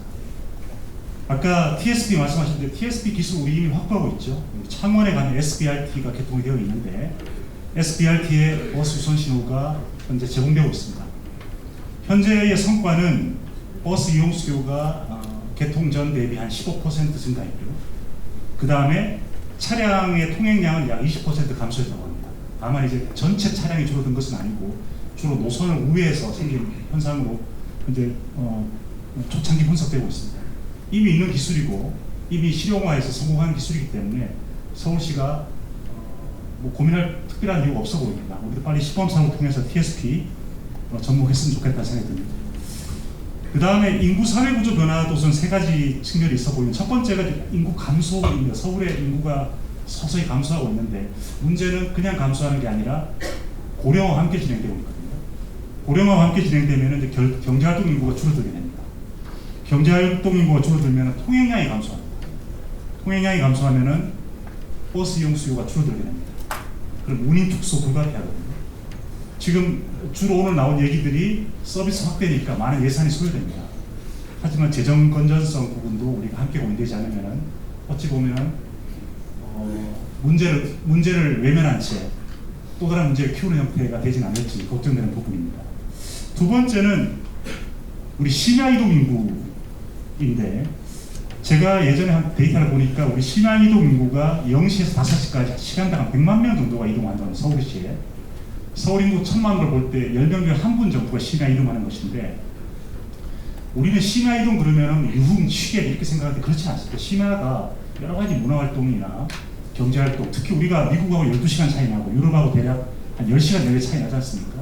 활발한 경제활동이 이루어지고 있는데 심야의 대중교통 수단, 물론 올빼미 버스가 있습니다만 매우 제한적이고, 다행히 최근에 이제 그 자율주행 버스 시범 운행되고 있으니까 심야 수요를 중심으로 자율주행 버스를 적극적으로 좀 도입을 하고 그 성과를 주간 버스로 이동하면 어떨까 좀 그런 말씀을 드리고 싶고요. 세 번째는 이제 외국인이 증가하고 있습니다. 외국인이 서울에 대략 상주 인구의 한 5%, 한 50만 정도 외국인이라고 해요. 그리고 24년, 작년에 서울을 방문한 관광객이 한 1,300만 명. 그 다음에 그 사람들의 평균 체류 시간이 6일.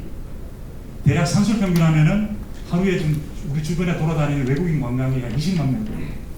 그러니까 상주 인구 50만 명하고 외국인 70만을 생각하면 한 70만 명, 70만 명. 앞으로 더 늘어나면 100만 명 시대가 될 것 같은데, 이 외국인의 맞춤형 노선이라든지, 특히 제가 만나본 외국인들은 교통카드도 편하긴 한데 팀원의 독점 체계에 대한 좀 그런 걱정도 있고, 우리 또 네덜란드나 유럽 많은 도시들처럼 비자나 마스터, 신용카드로 바로 버스 요금 결제되는 이런 방식도 우리가 고민할 때가 아닌가 싶습니다. 이렇게 저는 세 가지 기술 변화, 세 가지 인구 사회 구조 변화를 좀 능동적으로 고려해서 버스계 2.0을 준비하면 좋겠다는 말씀을 드리겠습니다. 이상입니다. 예. 해당 통찰 능력을 가지고 세 가지 기술 변화, 또 세 가지 인구 사회 변화에 대해서 말씀 주셨습니다. 우리 버스를 개혁하려면 이러한 요소들은 꼭 같이 한번 생각해 봐야 되는 것 같습니다. 말씀드렸듯이 두 번째는 이준석 정책위원장님께 말씀을 드리도록 하겠습니다.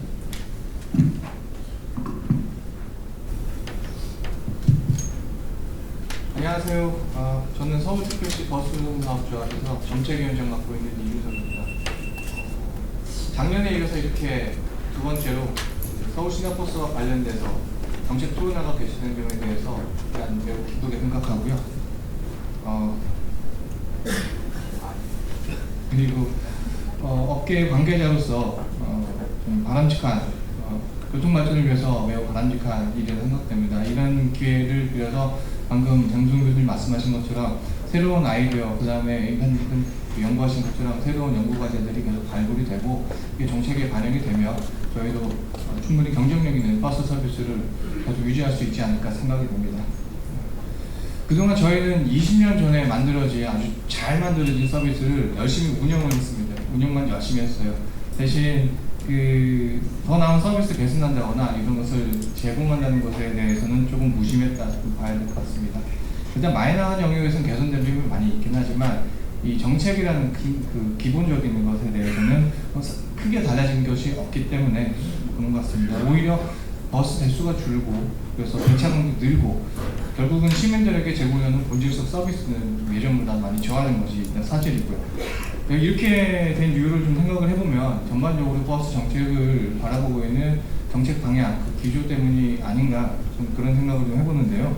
2004년도 중공일 초기에는 아무래도 교통체계와 서비스에 대한 획기적인 개혁 아니면 개선 이것을 위한 확고한 확대지향적 목표가 있었습니다. 거기에 맞추어서 정책들이 다 짜여졌는데 어느 정도 안정이 되고 난 후에는 이제부터는 관리 쪽으로 이제 방향이 바뀌었죠.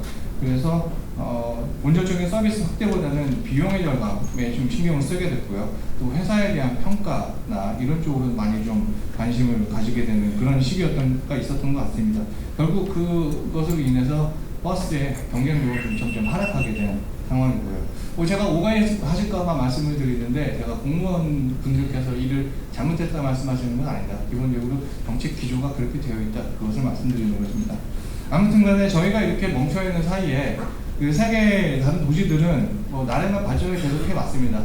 여전히 우리가 제일 좋을 수는 있겠지만 과거와 비교했을 때 아마 다른 도시들의 추격은 만만치 않다고 보여지는데요. 조금 전에 사례로 들었던 뉴욕도 마찬가지고요. 독일 같은 경우는 일단 저희의 환승 할인을 능가하는 49유로 정액 카드를 전국적으로 국가에서 지금 주도해서 실행하고 있고요.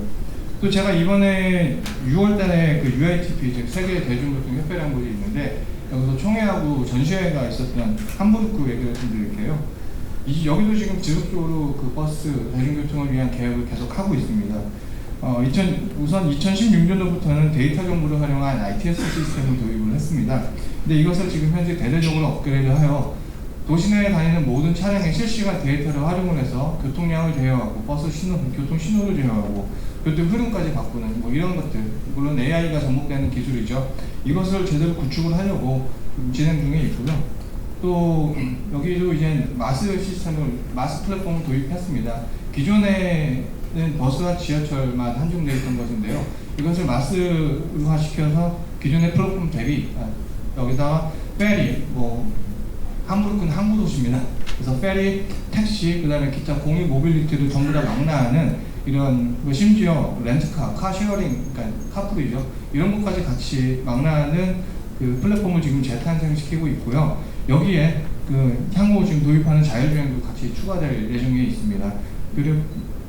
그렇게 해서 이 목표는 이렇게 시민 편의성을 높여서 궁극적으로 그 비승용차 이용률을 더 높이자는 것인데요. 현재 60%에 되어 있는 것을 한 80%까지 높이겠다. 그런 목표, 정책적인 명확한 수치적인 목표를 가지고 있습니다.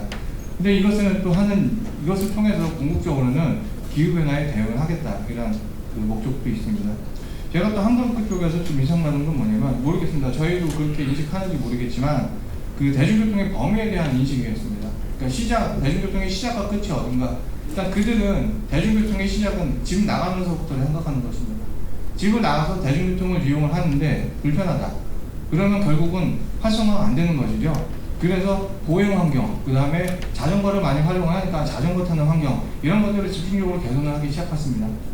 그래서 결국은 그 저희도 보행 환경, 뭐 도보 다 관리하고 있지만, 그 도시에서는 이 보행 환경과 자전거 환경을 대중교통 활성화라는 그 큰 틀 안에서 녹여 들어가서 지금 진행을 하는 것이 약간 괜찮게 좀 느껴졌고요. 그만큼 대중교통은 되게 중요시 생각하고 있다. 그렇게 지금 보여주는 그 부분이라고 생각합니다. 좀 정리를 하면, 사실 제가 말씀드린 것처럼 여전히 저희가 제일 좋을 수도 있습니다. 하지만 다른 국가들 계속 따라오고 있습니다. 뉴욕이 2010년도부터 버스 우선 정책을 만들어서 지속하고 있고요. 그 다음에 2016년부터 함부르크, 그 인구 300만, 200만 정도밖에 안 되는 그렇게 크지 않은 도시거든요. 독일에서 굉장히 큰 도시긴 하지만, 근데 여기서도 2016년부터 꾸준히 이제 승용차를 억제하고 대중교통 쪽으로 이동 수요를 가져오려고 끊임없이 노력을 하고 있습니다. 하지만 정작 대중교통 혁신의 선도국인 우리나라는 좀 방향이 반대로 가고 있습니다. 그래서 지난 20년 동안 감퇴된 버스 수만에도 무려 1000대가 넘고요. 그 다음에 여전히 저희 시내버스 평가에 보게 되면은 자율감차라는 항목이 굉장히 큰 비중이 남아 있습니다. 이런 부분을 봤을 때 지금 조금 개선이 필요하지 않을까, 그런 생각을 해보고요. 그 당시에는 적절했을 수도 있습니다. 모든 상황이 바뀌니까. 하지만 이제는 좀 바뀌어야 되지 않는가, 그런 생각을 좀 해보고요. 지금 현재 이제 시에 계신 분들, 지금 시에 현재 지금 시행부 구성된 분들은 이전과 달리 좀 많은 서비스 개선 쪽에 많이 신경을 써주고 계십니다. 좀 많이 확실히 좀 달라진 모습이 보이는데, 여기서 이왕에 맞은 분이라고 생각을 하고 조금 더 그 정책을 가다듬어서 서울의 기간 대중교통수단인 우리 시내버스가 다시 좀 경쟁력을 다시 찾을 수 있도록 그렇게 분위기가 만들어졌으면 좋겠다는 생각으로 발언을 마무리하겠습니다. 예, 감사합니다. 우리 박수 부탁드리겠습니다. 네, 이규석 위원장님께서는 다양한 해외 도시들의 대중교통 버스 개혁 사례를 들면서 말씀을 주셨습니다. 다음으로는 우리 신종원 YMCA 연맹 이사님께 마이크 넘기도록 하겠습니다. 네, 안녕하십니까. 반갑습니다. YMCA 신종원입니다. 오늘 서울 시내버스 서비스 혁신 방안이라는 의제가 저는 굉장히 시의적이라고 생각을 합니다.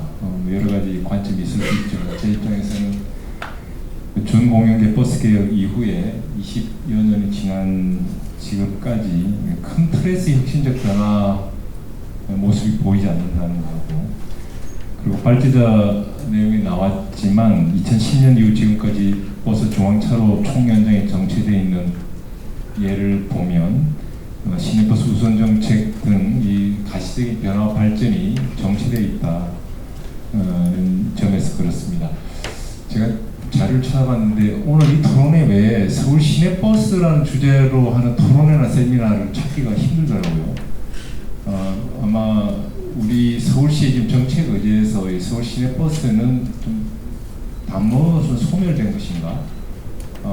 왜 그럴까요? 제가 뭐 과문해서 그럴 수도 있습니다만 그렇게 생각합니다.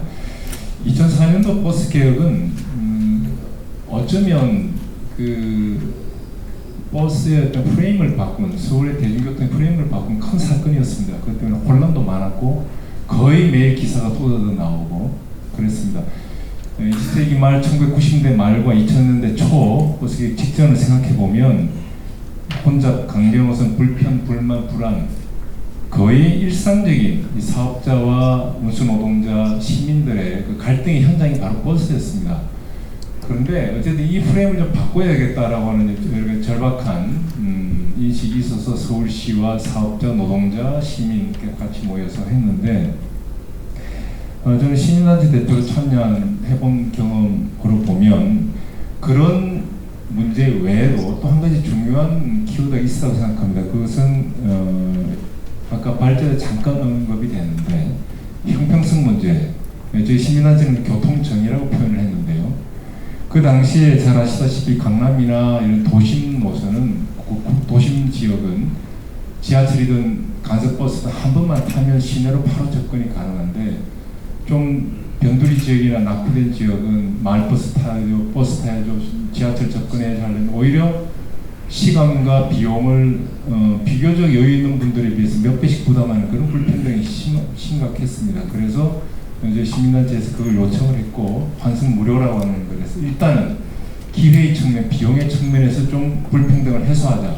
네, 그런 게 관철이 됐고 그것이 실제로 그 우리 준공영제 개편의 효능감을 확인한 큰 변수였다고 저는 생각을 합니다. 그런데 이제는 그런 정도 환승 무료의 어떤 소위 기회나 비용의 형평성을 찾아가는 정도가 아니라 이제 실질적인 어떤 빠른 대중교통에 접근할 수 있는 그런 인프라를 이제 좀 같이 향유할 수 있게 그런 빠른 대중교통 정책에서 소외되어 있는 지역에 좀 정책적인 확대를 서울시의 어떤 새로운 대중교통 서울버스 정책의 프레임으로 좀 가져가자 그런 발제자의 발제에 저는 크게 공감을 합니다. 좀 늦었지만 이제 우리가 2024년에 버스 준공제 개편이 2020년대를 내다보는 그런 대중교통 프레임의 전환이었다고 하면 이제는 2030년, 2040년에 서울의 대중교통, 서울의 버스의 구조와 내용은 어떠해야 될 것인가에 대한 어떤 비저닝, 좀 상상력을 발휘하면서 좀 버스 정책을 다뤄야 되지 않을까 생각합니다. 저는 ART 급행 대중교통 접근 정책은 저는 지금이라도 좀 신속하게 좀 추진이 되고 좀 집행이 됐으면 좋겠다는 생각이 들고요. 또 한 가지 버스 우선 신호. 이 두 가지 ART와 TSP 이 두 가지는 현재 우리 서울의 여러 가지 대중교통 상황과 도시교통 상황에 비춰보면 굉장히 도전적인 과제라고 생각합니다. 그렇지만 사실은 2004년도에 준공영제 개편 이보다 훨씬 더 도전적인 과제였죠. 어쨌든 버스 사업자로부터 노선권을 해소해서 장대 노선 자르고 환승 우선 중심으로 서울 버스 교통을 개편하고 또 버스 사업자의 수익금을 전액다 서울시가 모아서 그걸 배분하는 방식으로 큰 틀에서의 변화가 있었고 지금 이 과제보다 좀 훨씬 도전적인 과제였다고 생각하는데 이제 2030년, 2040년대에 서울 시내버스를 내다보면서 이 ART와 TSP를 중심으로 한 그런 좀 도전적인 시도를 지금부터 좀 해 나가면 좋겠다. 그리고 이 부분에 대해서는 저는 그 당시에 준공영제 개편보다 훨씬 더 초창기 준공영제 개편보다는 더 컨센서스를 더 쉽게 저는 모아갈 수 있는 그런 상황에 왔다라고 생각합니다. 마지막으로 그 K버스 문화의 사실은 이 정책이나 시스템의 변화는 이 문화가 같이 동행하지 않으면 자칫 실패하거나 패배할 가능성이 많습니다. 저는 이런 문화적인 대중교통, 특히 이제 서울 버스와 관련된 그런 문화적인 것도 물론 이게 관제 캠페인으로 될 문제는 아니지만 시민인식들이 바꿔 나가고 또 그런 예를 들면 승차 후에 출발하는 거라든가 또는 완전 정차 후에 하차하는 거라든가 이런 작은 것부터 문화적인 캠페인도 같이 좀 수반돼서 이 프레임의 변화, 시스템의 변화가 함께 그 안에 문화가 실리면서 좀 성공해 나갈 수 있기를 기대합니다. 이상입니다. 고맙습니다. 네, 좋은 말씀 감사합니다. 2040년을 바라보는 버스 개혁 정책을 만들어야 된다라는 말이 귀에 남는 그런 말씀인 것 같습니다. 빠른 대중교통 접근, 버스 우선 신호 등은 우리 발표자께서도 계속 강조하셨던 내용인데요. 이것들을 수용하면서 2040년에 우리 버스의 모습이 어떻게 될지 좀 고민하는 그런 자세가 필요하지 않을까 생각해 봅니다. 다음 커멘트는 우리 강갑생 기자님께 부탁드리도록 하겠습니다. 네, 안녕하십니까. 저 중앙일보 강갑생 기자입니다. 저는 일단 오늘 발표 내용 중에 약간 시작점이 저랑 생각이 좀 다르다고 생각되는 부분이 뭐였냐면, 이거 뭐 그 조사 결과긴 한데 버스 이용 시민 다수가 깨어있는 지구 시민의 선택, 자긍심을 갖고 이용하는 시민의 발. 버스를 타면서 이런 생각을 하는 사람이 정말 얼마나 있을까 저는 사실 지금 굉장히 궁금하거든요. 여기 보면 63.5%, 64% 어느 정도 동의하는 수준, 반반 정도의 보통까지 합치면 거의 90%가 넘는 사람들이 정말 버스를 이용하면서 이건 깨어있는 지구 시민의 선택이고 자긍심을 갖고 내가 당당하게 이용한다? 이런 생각을 갖고 타고 있을까? 이게 저는 그래서 이 질문 항목이 뭔지 굉장히 궁금합니다. 사실 전 버스나 지하철을 주로 타는데 제가 버스 타면서 그런 생각을 해본 적이 한 번도 없거든요. 그럼 나는 이 0. 몇 프로에 들어가나 이런 생각이 드는데, 제가 왜 이 말씀을 드리냐면 이런 식의 생각들과 자발성을 가지고 있는 초이스 라이더들이 대부분이 캡티브 라이더보다 어쩔 수 없이 타는 사람보다 많다고 한다면, 훨씬 많다고 한다면 우리가 이 서비스를 개선해야 되는 필요성이나 우선순위가 뒤로 되게 밀린다는 거죠. 왜냐면 어쩔 수 없이 타고 하는 사람들이 더 많고, 그래서 소외나 차별 얘기가 나올 때 여기에 대해서 뭔가 투자를 하고 서비스를 개선해야 된다는 필요성이 느껴지는 건데, 이렇게 뭐 자발적으로 애용하고 이런 깨어있는 사람들이 많은데 이걸 누가 투자하자고 그러겠습니까? 정책적 판단 순위에서 밀릴 수밖에 없거든요. 그러니까 이 부분에 대해서 저는 다시 한번 봐야 된다는 생각이 들고, 지금 저는 버스 문제를 바라보면서 가지고 있는 생각은 하나입니다. 가장 일단 기본을 돌아봐야 될 필요가 있다고 보는데요. 버스 서비스를 승객들이 가장 좋다고 생각하는 기본이 뭘까요? 제 입장에서 보면 일단 타면 빠르고, 그 다음에 운행간격 촘촘해서 내가 이 버스를 놓치더라도 다음 버스를 타는 데까지 기다리는 시간이 적다. 이게 가장 기본이거든요. 근데 지금 이 버스 서비스를 얘기할 때 다른 것도 중요하지만 지금 가장 문제가 되고 있는 게 이 기본이 지금 흔들리고 있기 때문 아닙니까? 이 기본이 흔들리는 가장 큰 이유 중에 하나는 결국 버스가 가장 빨리 다닐 수 있는 곳이 버스 전용차로잖아요. 근데 버스 전용차로는 거의 정체 수준이고, 제가 강남 가면 항상 느끼는 건데, 남북 방향으로는 그래도 버스 전용차로가 좀 있어서 그 남북 방향으로 가는 버스는 저도 강남 갈 때 도시철도를 타면 너무 돌거나 환승이 많아서 강남 갈 때 그 남북 방향으로 버스 전용차로가 있는 곳은 버스 전용차를 탑니다. 근데 아닌 동서 방향은 버스 전용차로 있는 경우를 거의 본 적이 없거든요. 그쪽으로 가는 버스를 타면 도대체 도착 시간 가늠을 할 수가 없습니다. 그럴 경우에는 불편해도 할 수 없이 지하철을 타게 되거든요. 그러면 이 버스 전용차로의 속도도 떨어지는 데다가 버스 전용차로가 없는데 버스 서비스를 어떻게 개선할 수 있을까요? 여기에 보면 아까 전문가 조사에도 보면 정책 의지 감소와 추진력 약화 20.2%밖에 안 나와 있던데, 저는 사실 이 부분이 굉장히 의아스럽거든요. 물리적 한계나 제약? 이것 때문에 못한다? 물론 그건 이유가 될 수 있어요. 근데 해결책을 찾아보려고 하는 노력들이 필요한 부분이 있는 거고, 그러니까 정책 의지만 제대로 있다면 이런 것들은 극복할 수 있다라고 보이고, 승용차 상권 불편 및 민원 반대, 이거 뭐 너무 당연한 거 아닙니까? 버스 전용차로 해놓으면 승용차 다니기 어려우니까 당연히 민원 생기고 반대가 생기는 거죠. 그럼 이걸 어떤 식으로 가져가야 될 것인가에 대한 건 정책적 판단이거든요. 그러면 아까 뉴욕 사례도 있고 뭐 있었습니다만, 그럼 서울 시내 전체적인 교통 시스템을 어떻게 갖고 갈 것이냐? 대중교통 위주로 갖고 가겠다. 아까 뭐 관선을 도시철도로하고 중복되는 노선을 빼고 다른 곳으로 돌리고 하는 부분들도 다 기술적인 부분이겠지만, 기본적으로는 지하철이든 버스든 대중교통 위주로 가져가겠다고 하는 확고한 정책적 의지가 있다면 버스 전용차로를 늘리고 확대하고, 물론 그 와중에 이제 광역버스 노선이 도심까지 들어오는 그런 부분들을 어떻게 정리할 것인가 하는 부분들의 세부적인 숙제는 있겠지만, 기본적으로 빨리 달릴 수 있는 길을 안 만들어 놓고서 서비스 개선하라고 하는 것 자체는 말이 안 된다고 보거든요. 그러면 이건 정책적 의지가 분명히 있어야 된다. 근데 지금 서울시의 정책을 보면 저는 거꾸로 가는 게 너무 많다고 보거든요. 지금 사실 버스 서비스 얘기하지만 버스 얘기만 하는 게 아니거든요. 버스만 가지고는 버스 서비스 개선을 할 수가 없거든요. 다른 교통수단, 다른 수단과 접목이 되지 않으면 버스 자체의 노력만으로는 서비스 개선이 안 됩니다. 일단 수요 관리를 해야죠.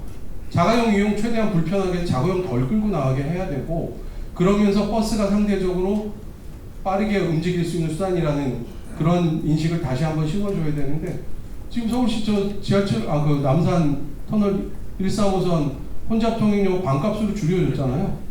이거 자가용 많이 타고 다니라는 얘기죠. 그리고 시내에 사실 주차료 별로 부담스러운 가격 아직까지 아니거든요. 그렇게 해놓고서 버스 많이 타세요? 지하철 많이 타세요? 지하철은 그나마 정시성이라도 월등하니까 타지만, 버스는 지상에서 같이 자가용 섞여 다녀야 되는 입장에서 단일 전용차로도 없고, 그리고 오히려 자가용을 이용을 권장하는 정책을 계속 펴고 있다면 이 버스 서비스가 나아질 가능성은 거의 없거든요. 그래서 저는 전문가분들이 생각하시는 많은 방안도 있겠지만, 서울시가 정책적으로 명확하게 다시 입장을 정리하고, 민원 발생하는 거 당연하죠. 그 민원 발생 무서워서 일을 안 하기 시작하면 뭐 아무것도 못 하는 거죠. 이 상태로 그냥 가는 거거든요. 거기에 대한 좀 확고한 생각을 좀 가졌으면 좋겠습니다. 그런 생각들이 있은 뒤에 버스 우선 신호를 한다든가, 아니면 BRT를 한다든가. BRT 얘기 나와서 잠깐 말씀드리면, 그 전 세계 어느 나라도 슈퍼 BRT라는 단어를 쓰는 나라는 우리나라밖에 없는 걸로 제가 알고 있는 게, 슈퍼 BRT라는 단어를 쓰는 이유가 BRT라고 도입을 했는데 BRT를 제대로 못했거든요. 그러니까 거기다가 좀 차별화해서 뭐 우선 신호도 하고 바이패스 할 수 있는 고가도 하고 터널도 만들다 보니까 이름을 또 BRT로 하려니 뭐하니까 슈퍼 BRT라고 해놨는데, 저는 초심으로 돌아가서 BRT부터, 특히 광역지역, 광역과 연결하는 BRT라면 거기부터 제대로 하고 우선 신호도 한번 해보고 효과를 검증한 뒤에 도심에서 할 방안을 찾아보자는 이 생각입니다. 그러니까 다시 정리드리면, 가장 기본에 충실할 수 있는 방법, 빠르고 촘촘하게 이용할 수 있는 버스 서비스를 살릴 수 있는 방법은 결국은 많은 다른 얘기들이 있겠지만 정책적으로 서울시가 명확하게 입장을 정리하고, 그러고 나서 이제 전문가들의 의견을 수용하고 하면서 대안을 찾아가는 방안이 굉장히, 일단 지금 현재는 그게 가장 필요하다고 생각합니다.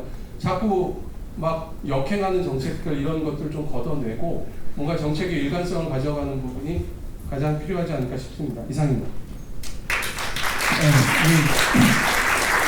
우리 기자님께서 정책 의지에 관한 말씀을 좀 강하게 주셨습니다. 거기에 대한 답변을 아마도 서울특별시 의회의 정준호 의원님과 우리 버스 정책 팀장이신 김재권 팀장님께서 하셔야 될 것 같은데요. 먼저 정준호 의원님의 말씀을 듣도록 하겠습니다. 네, 안녕하세요. 서울시의 교통위원회에서 있는 정준호 의원입니다. 오늘 발제는 이제 그 대중교통인 버스 서비스를 어떻게 더 효율적으로 잘 운영하고, 그리고 더 미래 시민들 곁에서 편리함을 주냐는데, 과거 이렇게 보면은 이제 시장님께 시정질의도 해가지고 그 버스 처음에 중앙차로 했을 때 25km였는데 이게 왜 18km까지 16km까지 떨어졌느냐, 이 부분에서 체감할 수 있도록 느리다. 근데 이게 보니까 오늘 발제문을 보니까 신호 체계에 대한 부분들, 버스 운영 우선 신호 체계를 안 주고 이제 수용차 우선에 이렇게 주는 부분들, 그리고 이런 그 시민들의 교통에 대한 요구나 편리한 대중교통에 대한 요구나 이런 부분들이 이 전체적인 시민 복지와 복리와 바로 연결되면서 경제 복지로 연결되는 데 대해서 소명감을 가지고 있습니다. 금방 기자님이 말씀하셨던 부분들이 교통 요구가 정책 판단을 하고 정책에 대해서 바로 진행을 하고 의지를 가져야 되는데 잘 안 되는 이유는 그 위에 또 의사결정 구조에 이 정치 판단을 하게 돼 있습니다. 그래가지고 이 반대편이 있는데 표가 좀 밀리는 거 아닌가, 민원이 너무 많은데 그럼 굳이 내가 해도 될까, 이런 부분들이 이제 저는 이제 서울시의원으로서 정치 쪽보다는 정책 쪽을 좀 더 많이 하고 서울시 광역위원들은 이제 그렇게 돼 있는데 이제 국회나 아니면 시장님 선 정도 되면 그런 부분들이 인간 이상 상충되는 부분들이 반드시 생기거든요. 근데 이게 시간이 너무 오래돼서 축적이 되다 보니까 미국시는 또 이만큼 했고 다른 글로벌 경쟁 도시는 어느 정도까지 나갔는데 우리 서울은 왜 지금 못 나가고 답보되어 있는 상태냐. 물론 그 안에서 조금씩 하긴 하는데 시민들이 체감하는 대중교통으로서의 버스에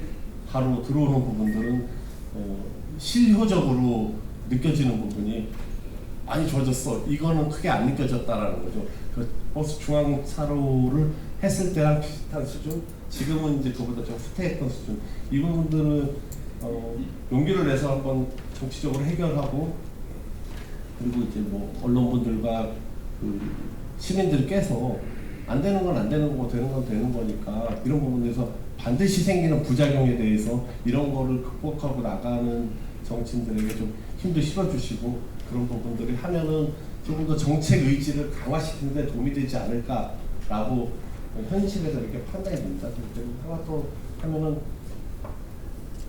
개인적으로는 그 지금 말씀하셨던 이런 현황 발제자분께서 해주셨던 부분에 대한 현황적인 문제들에 대해서는 강제적으로 적용을 하면 될 것 같고, 그 자율주행에 관한 부분들과 이 부분들이 기술은 다 준비가 돼 있는데 글로벌 도시들은 실제 상용화돼 있어가지고 근데 제도가 준비가 돼 있지 않아서 지금 그 대한민국은 이걸 하지 못하는 상황이 있습니다. 사실은 자율주행을 하면 이제 버스나 택시 그리고 기타 이제 사회적인 공적인 비용들, 재정 비용들이 많이 절감이 되거든요. 물론 여기 계신 그 종사원들의 배려를 어떻게 고용을 안고 갈 것이냐 이런 문제는 있지만 기본적으로 시간의 문제지 이거는 무조건 가야 되는 형태이기 때문에 거의 결정이 다 돼 있는 부분인데, 근데 이 시간이 늦춰지고 있는 부분들에서 이런 것들도 버스가 이제 자율주행 레벨 4 이상의 형태로 그런데 많이 요구는 했으나 지금 조금씩 늘어가는데 단계적으로 실증적인 확인을 하면서 늘려가는 단계에 있었던 것 같습니다. 이 부분은 의회에서 정책을 입안을 하고 그 행정부 집행부와 함께 하는 부분에서 더 강한 요구를 하고 있지만 아직 그 시민들께 이렇게 딱 다가오는 형태까지 결과를 못 보여줘서 조금 송구스러운 마음입니다. 이건 더 정진해서 이쪽으로 힘을 모아가지고 정책적으로 발현할 수 있도록 하겠습니다. 마지막으로는 이 버스 쪽 그런 생각도 한번 해봤어요. 올해 너무 더우셨지 않습니까?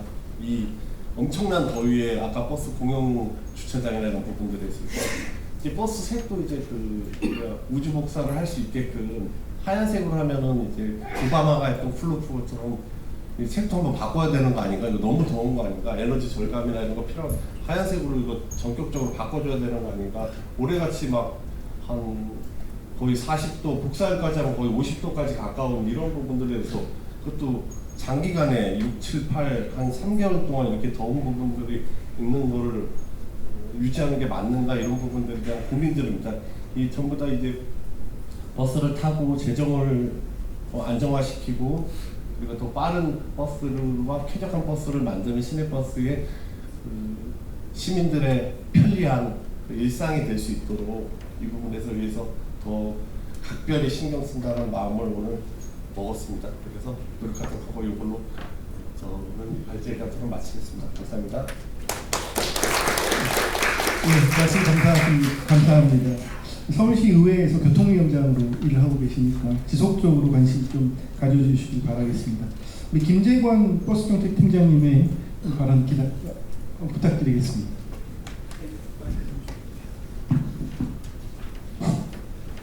네, 안녕하세요. 저 서울시 버스정책팀장 김재원입니다.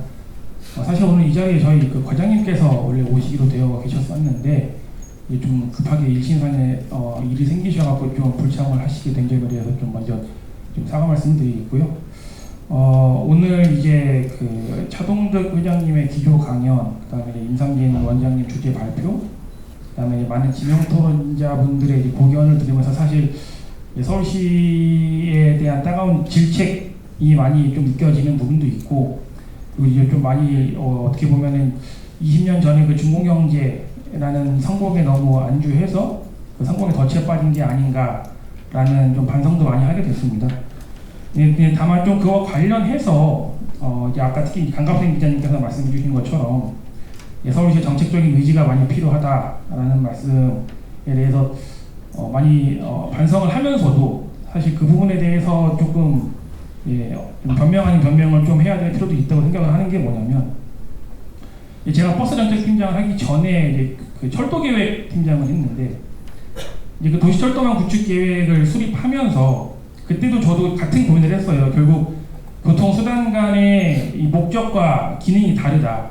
그거에 따라서 체계를 갖춰서 대중교통 체계가 좀 전반적으로 정비될 필요가 있고, 그 과정에서 기존에 있는 교통수단들도 조정이 필요하지 않나라는 고민들을 많이 했는데, 이게 그냥 되게 합리적인 판단이라고 생각이 되는데, 이게 실제 정책을 추진하는 과정에서 꼭 합리적인 이유만 가지고 되진 않더라고요. 굉장히 많은 좀 정치적인 이유도 있고, 특히 이제 이 교통정책이라는 게 시민분들에게 갖는 그 함의가 두 가지가 있는 것 같아요. 이제 하나는 대중교통으로서 정말 교통수단으로서의 어떤 기능이 있을 거고, 또 하나는 이제 그것으로 인해서 내가 가지고 있는 자산가치에 미치는 영향, 이 두 가지에 대한 함의가 크게 있다고 보는데, 전자에 대한 부분은 편익이 일반 모든 시민에게 분산되는 측면이 있고, 후자에 대한 부분은 특정한 집단에게 집중되는 경향이 있죠. 그러다 보니까 뭐 민원이라고 말씀하시면 사실 뭐 그 민원을 극복하고 넘어가야지라고 말씀하시면 뭐 할 말이 없긴 한데, 이제 그런 민원의 강도가 일반 시민분들의 민원만으로 존재하는 게 아니고 더 다양한 계층에서 민원이 들어오기 때문에 사실 조금 이게 여러 가지 교통정책을 하는 데 있어서 쉽지 않은 상황이긴 했습니다. 그리고 특히 이제 좀 역설적으로 시민분들의 정치나 정책적인 참여 의식이 높아질수록 외려 이런 교통정책을 추진하는 데 있어서 더 좀 어려움이 많이 발생하기도 하는 그런 역설적인 상황도 있어서, 이제 과거와 다르게 앞으로의 교통정책 그리고 뭐 여러 가지 혁신 방안을 추진하는 과정에서는 다양한 이해관계자의 사전적인 설득, 그런 것들이 좀 매우 많이 중요하겠다라는 좀 생각들을 했고요. 좀 그런 전제 하에 오늘 좀 발표해 주셨던 내용에 대한 좀 개인적인 좀 소회를 말씀을 드리면, 이제 뭐 버스 중앙 차로에 대한 부분 좀 확대에 대해서는 그것도 필요하다고 많이 생각을 합니다. 아까 말씀해 주신 것처럼 중공경제 시행했던 당시에 대대적으로 한번 확산을 하고 그 이후부터 굉장히 정체되어 있는 부분도 사실이기도 하고요. 근데 이게 뭐 서울시만 의지만 가지고 될 수 있는 부분은 아니거든요. 왜냐하면 이제 버스 중앙 차로를 설치하는 데 있어서의 그 설치 기준 등이 이제 여객자동 도로교통법 시행규칙 등에다 명시가 되어 있고, 거기에 보면은 뭐 편도 3차로 이상이고 도로 폭언이 한 3.25m 이상 확보가 돼야 한다라는 뭐 그런 기준 등이 있고, 거기에 대한 기준을 또 컨트롤하는 부분이 서울시의 역할은 아니고 또 중앙부처의 역할이다 보니까 또 그런 부분들에 대해서 좀 협의가 많이 필요합니다. 다만 중앙부처와 많이 협의할 때 또 애로사항 중에 하나가 서울의 어려움을 얘기하면 이건 또 서울만의 특수성이 있고 본인들은 이제 전국적인 차원에서의 정책을 해야 하니 기준 바꾸는 게 쉽지는 않다, 이런 말씀들을 많이 하세요. 그래서 좀 그런 뭐 저희도 뉴욕처럼 꼭 그런 3차로 이상이 아니라 더 좁은 차로에서도 더 작은 차로에서도 얼마든지 효율적으로 그런 중앙차로를 운영할 수 있겠지만, 좀 그를 위해서 사전적으로 좀 제도적인 개선이 좀 함께 병행될 필요가 있겠다 하는 뭐 그런 생각이 있었고요. 또 한 가지로는 이제 그 버스 우선 신호와 관련해서도 사실 저도 이 부분에 대해서 되게 많이 공감을 하는 게, 지하철하고 버스의 이 운송 수단 간의 차이가 좀 뭐가 있을까라고 한 가지 생각을 해보면, 지하철과 버스 모두 다 정류소에서는 사람을 태우는데 그 다음 정류소 서로 이동하는 과정에서 지하철은 멈춤이 없거든요. 근데 버스는 뭐 교차로에서도 쓰고, 그 다음에 뭐 이제 중앙차로로 이제 시민들이 건너오기 위한 그 신호에서도 서고, 그 또 신호 체계가 안 맞으면 신호마다 걸리면서 저도 출근길에 한번 그렇게 신호 걸리기 시작하면 되게 짜증이 많이 발생하는데, 그리고 그런 부분들을 이제 극복하기 위해서는 이제 그 버스 우선 신호가 굉장히 필요하다는 부분에 대해서 저도 굉장히 많이 공감을 하고요. 다만 이제 아까 임선임 교수님께서도 말씀해 주신 것처럼 거기에 대해서는 전문가 분들 사이에서 여러 우려 사항이 있으신 것 같아요. 일단 교차로의 경우에는 이게 직진 신호 등과 보행 신호가 또 연계가 되어 있다 보니 보행자가 건너는 중에 갑자기 뭐 버스 우선 신호로 바뀌거나 되면 뭐 안전사고 이런 도 있을 수 있고, 그다음에 이제 뭐 교차로 통행 구간이 아닌 그 반대 통행 구간에서의 이제 정체를 유발할 수 있다. 뭐 이런 여러 가지 의견들이 있기 때문에, 그리고 결론적으로 또 이제 그 교통 신호에 대한 부분도 경찰청과의 협의가 필요한 상황이다 보니까 좀 정책적인 필요성에 대해서는 충분히 공감을 하지만 이게 실현되기 위해서는 좀 많은 허들이 있다라는 부분에 대해서 좀 시민 여러분들께서도 이해를 주시고, 저희도 어쨌든 이런 것들을 혁신을 추진하는 데 있어서 의지가 없는 건 아니거든요. 필요성에 대해서 충분히 공감을 하고 나아가 방향성이 옳다는 거에 대해서는 저희도 맞다고 생각을 하는데, 그걸 실제로 정책적으로 추진하는 과정에서 여러 좀 애로사항이 발생할 수 있다는 점을 좀 말씀드리면서 앞으로 더 많은 노력을 하겠다, 이렇게 말씀드리겠습니다. 감사합니다. 예, 실무정책팀장으로서 현실 적용의 어려움에 대해서 소회를 말씀 주셨는데요. 그럼에도 불구하고 또 의지를 표명하셨기 때문에 보다 나은 정책이 만들어지지 않을까라고 기대해 봅니다. 플로우에서 지금 저희가 시간이 예정된 시간보다 조금 지나긴 했는데요. 한두 분 정도만 받도록 하겠습니다. 자, 마이크 좀 저쪽에 전달해 주시겠습니까?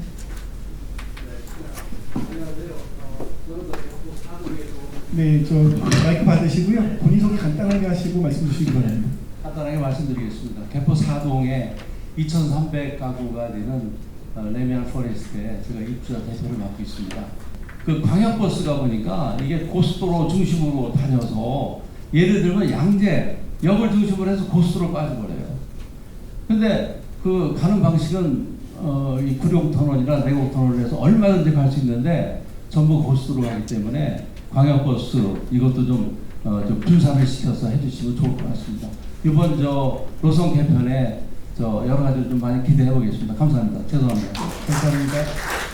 예, 뭐 다양한 분들의 의견과 그 발언 들으셨을 거라고 생각을 하고요. 우리 임상진 위원장님께서 마지막으로 발표에 대한 소개 말씀 주시면 감사하겠습니다.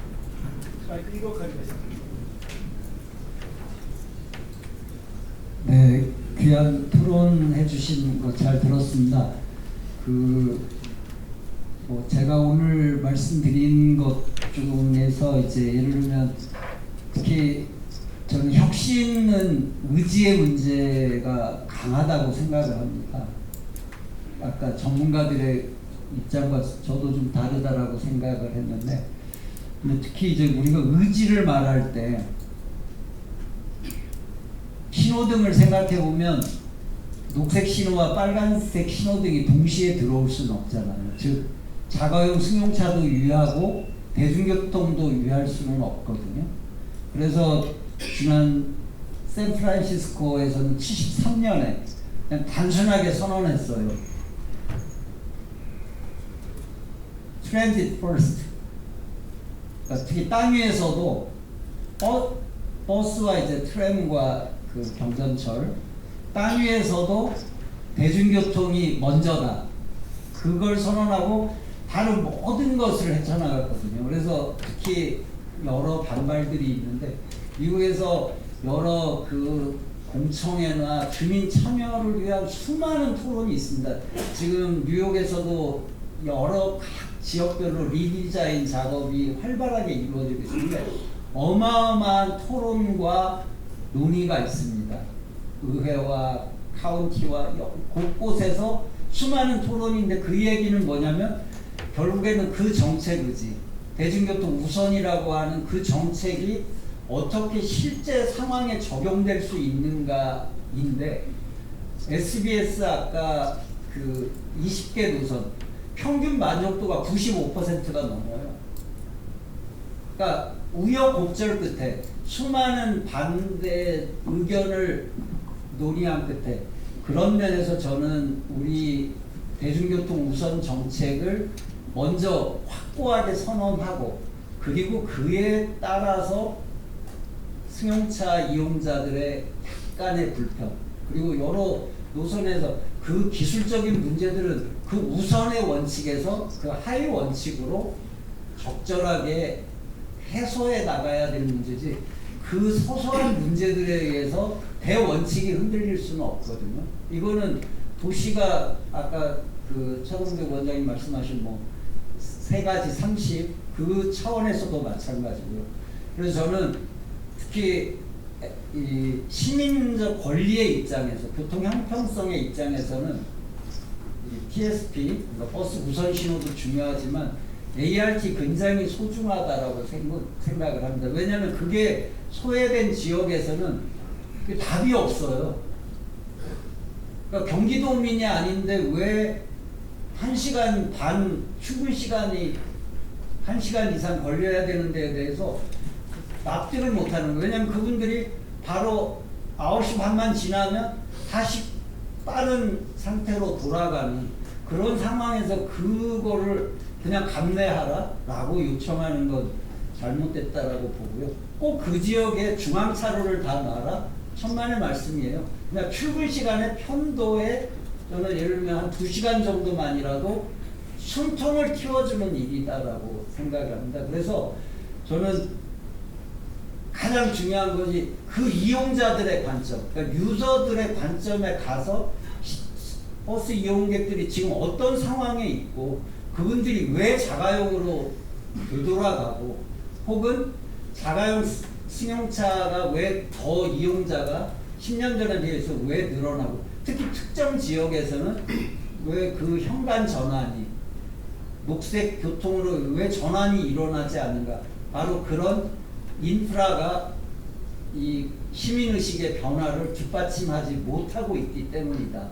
그래서 그것을 도시가 적절하게 읽고 미래를 준비하는 것이 바로 우리 교통정책 또 도시정책이 근본적으로 지향해야 될 바라고 생각을 하고 오늘 말씀해 주신 여러 가지 것들 가운데에서 특히 그 ART와 TSP의 결합에 의한 도시의 변화 그리고 그에 따르는 시민의식의 변화가 우리의 서울 버스의 미래를 함께 만들어 가지 않을까 싶습니다.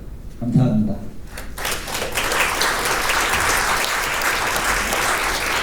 네, 이상으로 대한교통학회 정책토론회의 서울 시내버스 서비스 혁신 방안에 대한 토론을 마치도록 하겠습니다. 네, 오늘 토론회는 서울 시내버스 서비스 혁신의 방향을 모색하는 아주 뜻깊은 자리였습니다. 버스 혁신은 교통정의와 기후위기 대응 그리고 시민 모두의 삶의 질 향상과 직결된 과제죠. 오늘 제시된 다양한 제안과 시각이 정책 현장에 잘 반영되길 기대하도록 하겠습니다. 끝으로 귀중한 의견을 나눠주신 발표자와 참석자 여러분께 깊이 감사드리며 오늘 정책 토론의 모든 순서를 마치도록 하겠습니다. 다시 한번 감사드립니다. 참석 부탁드립니다. 네, 수고 많으셨습니다. 네, 그리고 안내 말씀드리겠습니다. 기념품으로 드린 티머니 교통카드 있거든요.